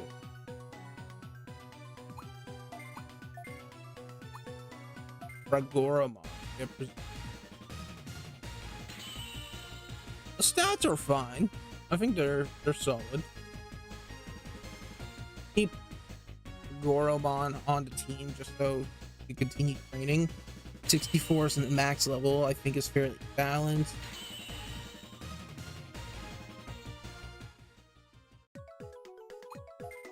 Richard 4.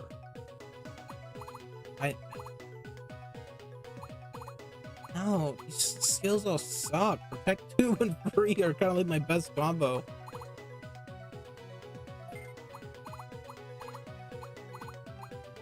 I guess I don't need Sniper 1.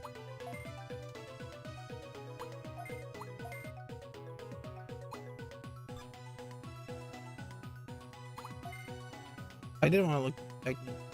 Straight Punch, Wing Blade, Thievish Claws. Expensive, but we get some MP back based off of plus unknown skill. Okay. Maybe he's got a good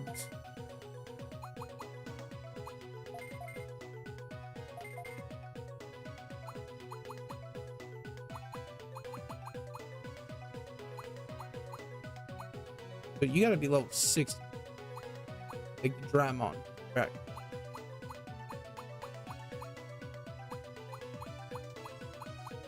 How do we give you the Dragon Fist?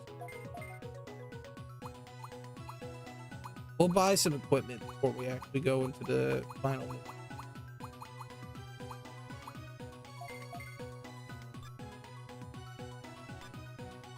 Yeah, you can see.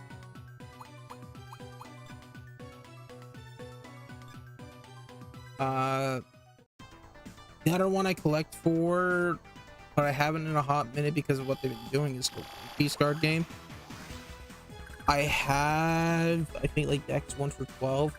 What they've been doing is prints decks, so they'll take an old leader, print up some new cards to support, but mainly use cards from the set they were released. And I kind of don't want just a bunch of reprints. I'd rather like buy a few singles and deck myself, considering I make most of the decks when I buy a set, and I haven't been buying sets. I don't have enough people to play with. Such a shame. Hoping to change it up soon. Trying to get league started.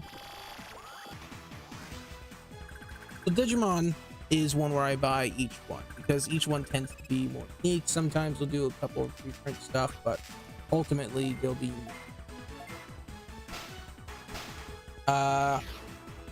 I'm going to buy a couple of decks when Gundam comes out. I didn't get Spirit Saga. but I wouldn't be opposed if they come out cheap. I bought a box of Battle Spirit Saga, so it was like 20 bucks. It was insane. I was in the mood to rip some packs.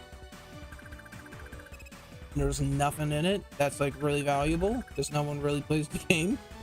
So I still have packs I can rip.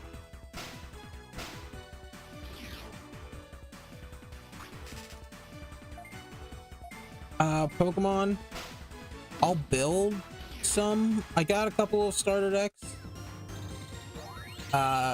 Nothing crazy. They don't have V's, but they do have some fair mechanics, all in all.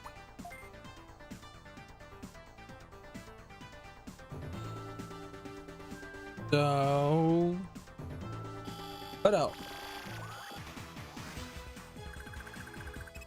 Talked about Yu-Gi-Oh! Talked about Magic.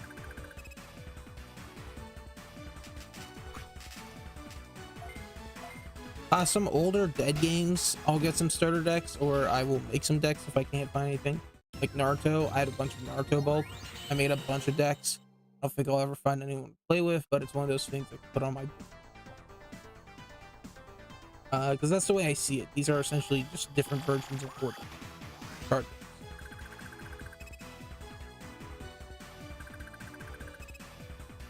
So, I'll check back into the Digimon one.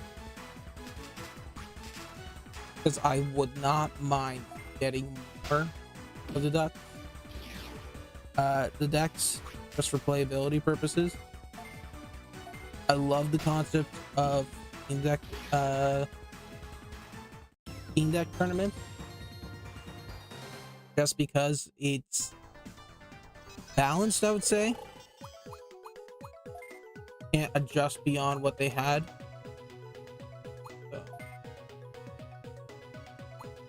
Yeah, look, we've already gained like 100,000.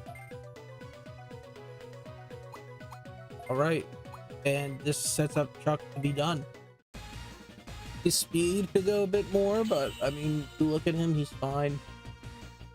Really maxed out on HP, half maxed on max attack, defense, spirit, half max on speed, aptitudes 14 away.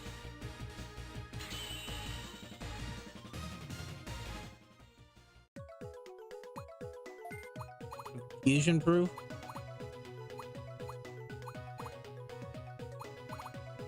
Really? That's it?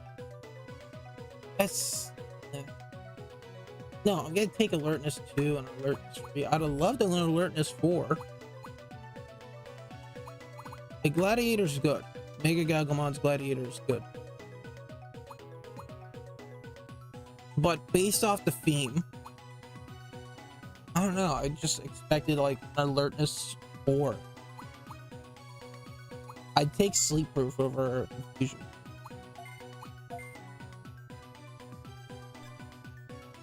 So we're gonna bench these guys. I'll probably train for a little bit more, but I'm just primarily gonna leading it because I just want to finish the conversation. We're gonna pick out who we want next.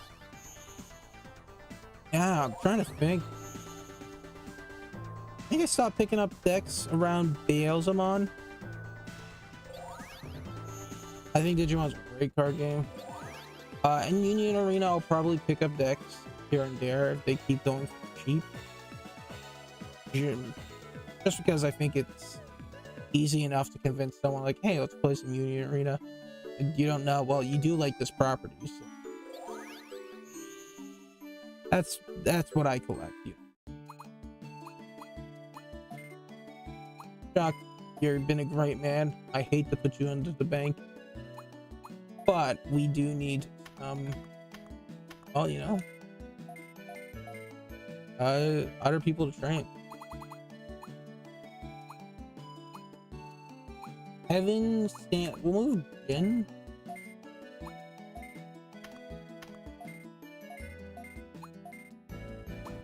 Chuck.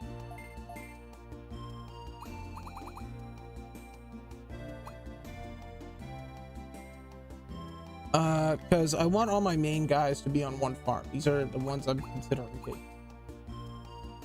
So Kevin, Chuck, Stanley, they're definitely in the crew.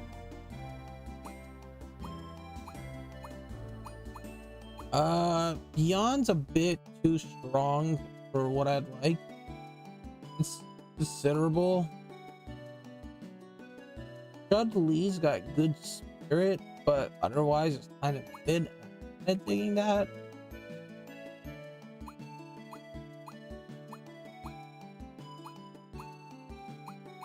Oh, Sean Digivolve's at 42, correct?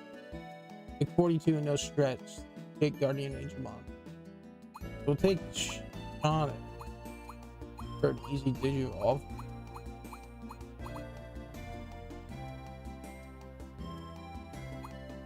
Don't know about Franklin. I want to take Tom. Tom's got good stats, but it's not like broken stats.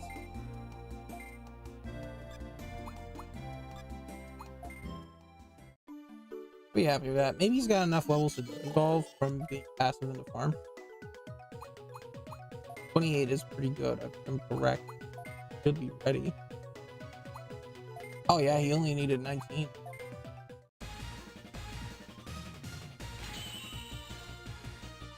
If I'm correct in the line, he goes to Diaboromon, seeing that Diaboromon's obtainable, and you have for Sarimon and whatever Tom was for, those tend to be in the Diaboromon line. Hard Rock, 100% confusion to, or 100% resistance to confusion. Infermon's at 30, that's not bad.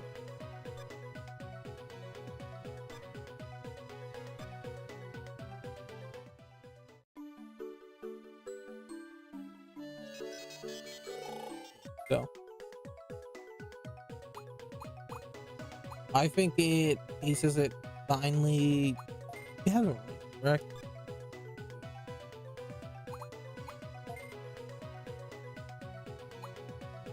$54. Okay, if I figure out a time triple, maybe we'll put that on. There's 67, right?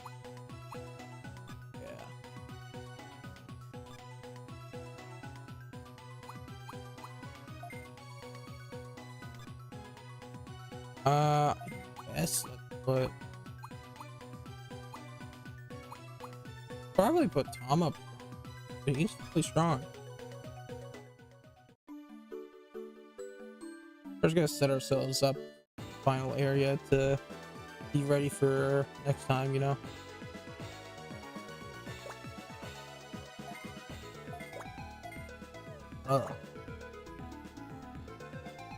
There's a pre-built deluxe deck, so that's one of the things that Bandai will do, which I dig.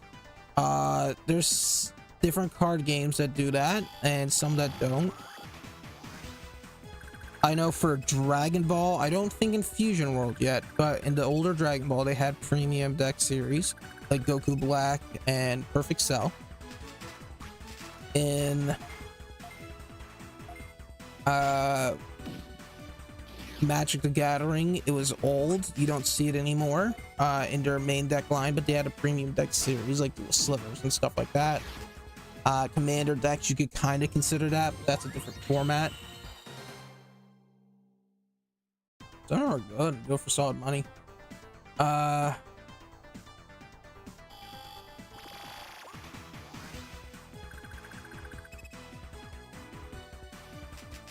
Where else? What else? One Piece, they've done premium decks. They've done the Three Brothers. What else have they done? I know they've done Three Brothers.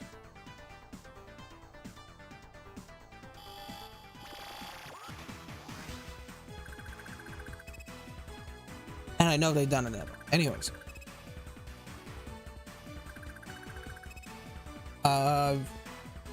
Digimon, they've done a couple of premium decks.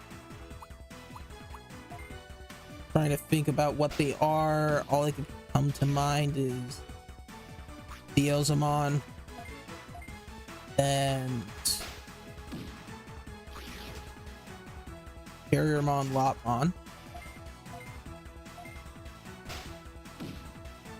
So Pokemon's done their League Battle decks. where they are optimized for league play and use very popular decks in the format, while not being like championship decks to where they're illegal. Or the championship decks are illegal, but those decks are more than legal. So yeah, I don't think Yu-Gi-Oh's done premium decks. Some of the decks that they sell as structure decks are fairly fine though, you know, with a lot of room for improvement, but they give out solid cores. Like Fire King was popular, and so they made a Fire King deck, and Blue Eyes was popular, so they made a Blue Eyes deck.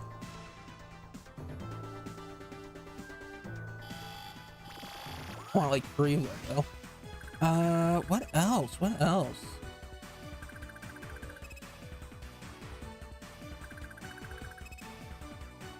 I don't think they've done anything for Union Arena yet. I don't think they'll do anything for Union Arena in terms of premium decks, just because that would show some sort of nepotism towards a certain franchise. Maybe they wouldn't have any issues with that, but I couldn't see it, because certain franchises might get upset that why did this get a premium deck while our franchise did not.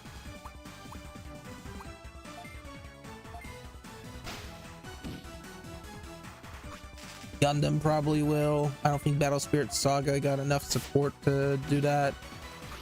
Fusion World hasn't had enough decks. They usually like to get out 10. They just got out like Chibi Vegeta. So yeah, that's premium decks. I think they're great. They tend to be a bit more expensive, but they tend to have higher quality cards, like more foils and stuff like that, and they are much better at getting you into the scene than with a normal structure deck.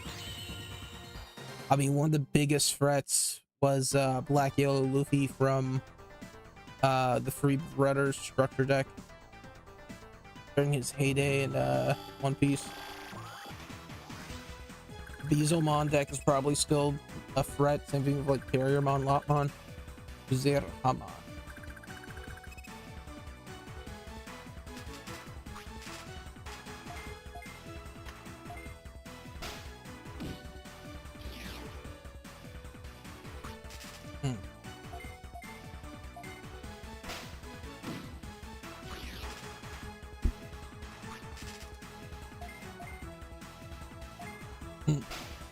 Water. I would say if you ever are interested in some crazy giggle, if you're ever interested in some form of card game, I would love to talk about it. That was the initial approach for the channel, was to be a card game tuber, but I realized that I want to do DS games just because there's a lot of card game tubers, and I wouldn't fill in any specific niche. Shadowverse I would like to try. I played it online a little bit. I think it was neat. I didn't play for too long.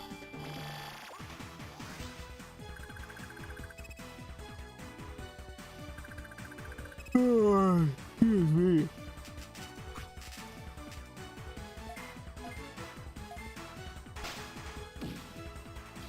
Oh man, it's warm.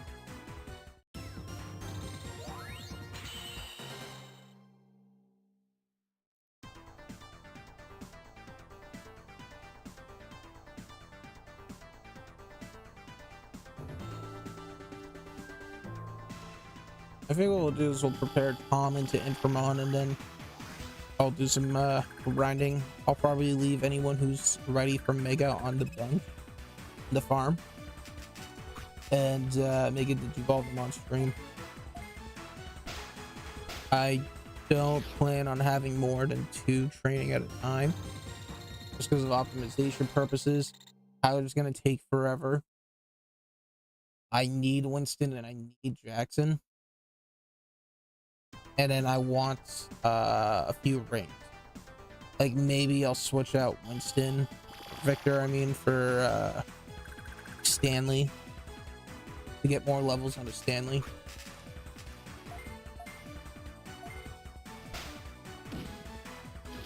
I think we're fairly straightforward in what we want to do. But pick out some guys. Hopefully we will pay some respect to some of the OG Digimon. For example, Mark, I wouldn't be opposed to. Gerald, I wouldn't be opposed to if we can help it. Chudley, I wouldn't be opposed to.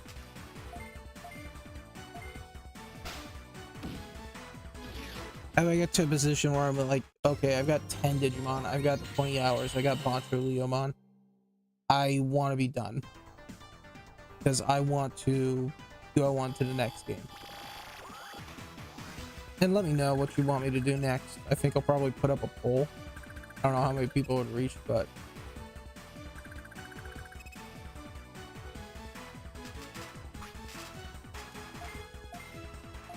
I'll put up a poll on YouTube and see how many people apply to that.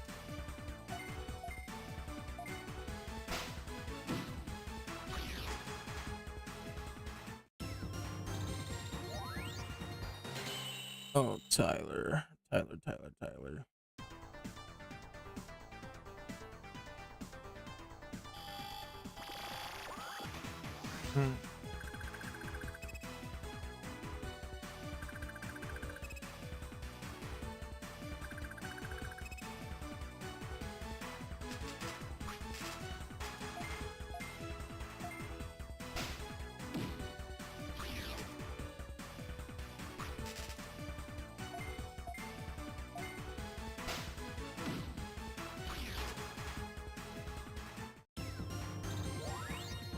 Tom's close.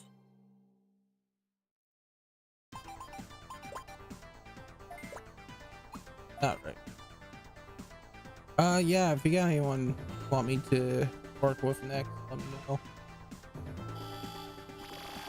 Probably not Ignatius. I don't think Franklin can go in just because we already have a Mega in his route. I mean, we could technically go for Creepy Mom. That just takes some training. Yeah, and some of them like Chudley and Gerald, I don't know how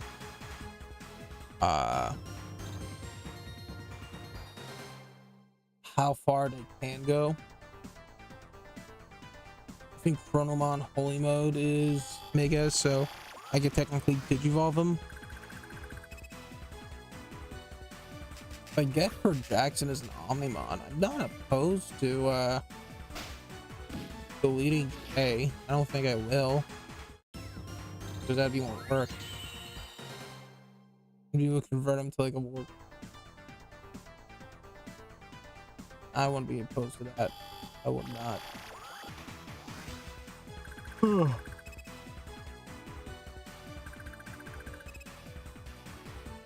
Now, I promise, in this grinding I'm gonna do off screen, it's gonna be legit. There's gonna be no XP bonuses. Because again, I don't want this to be overpowered. I want this to be a fair fighting game. And that's why some of them are going off the bench. Oh. Sean's gonna get Digivolve just because he's wicked powerful and is not far off. Okay, 2 more fights should get Tom to where we need to be. That's at 40. Stanky, because we need more.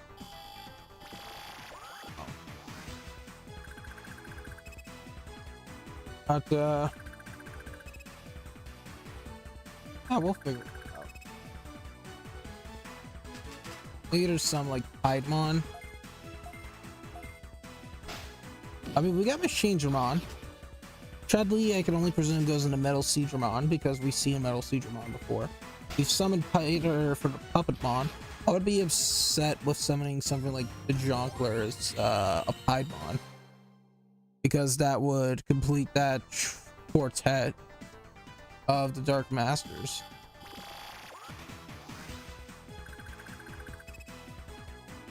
Now, if someone can go into Piedmon, I wouldn't be opposed to doing that. But again, goal: respect the Digimon I have summoned before I just summon you.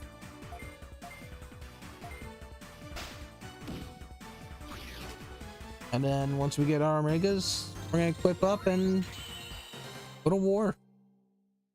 Okay, Tom's ready for Digivolution, so we're gonna call it here, guys. I hope that you had a wonderful time in stream with me. I know sometimes I go non-verbal.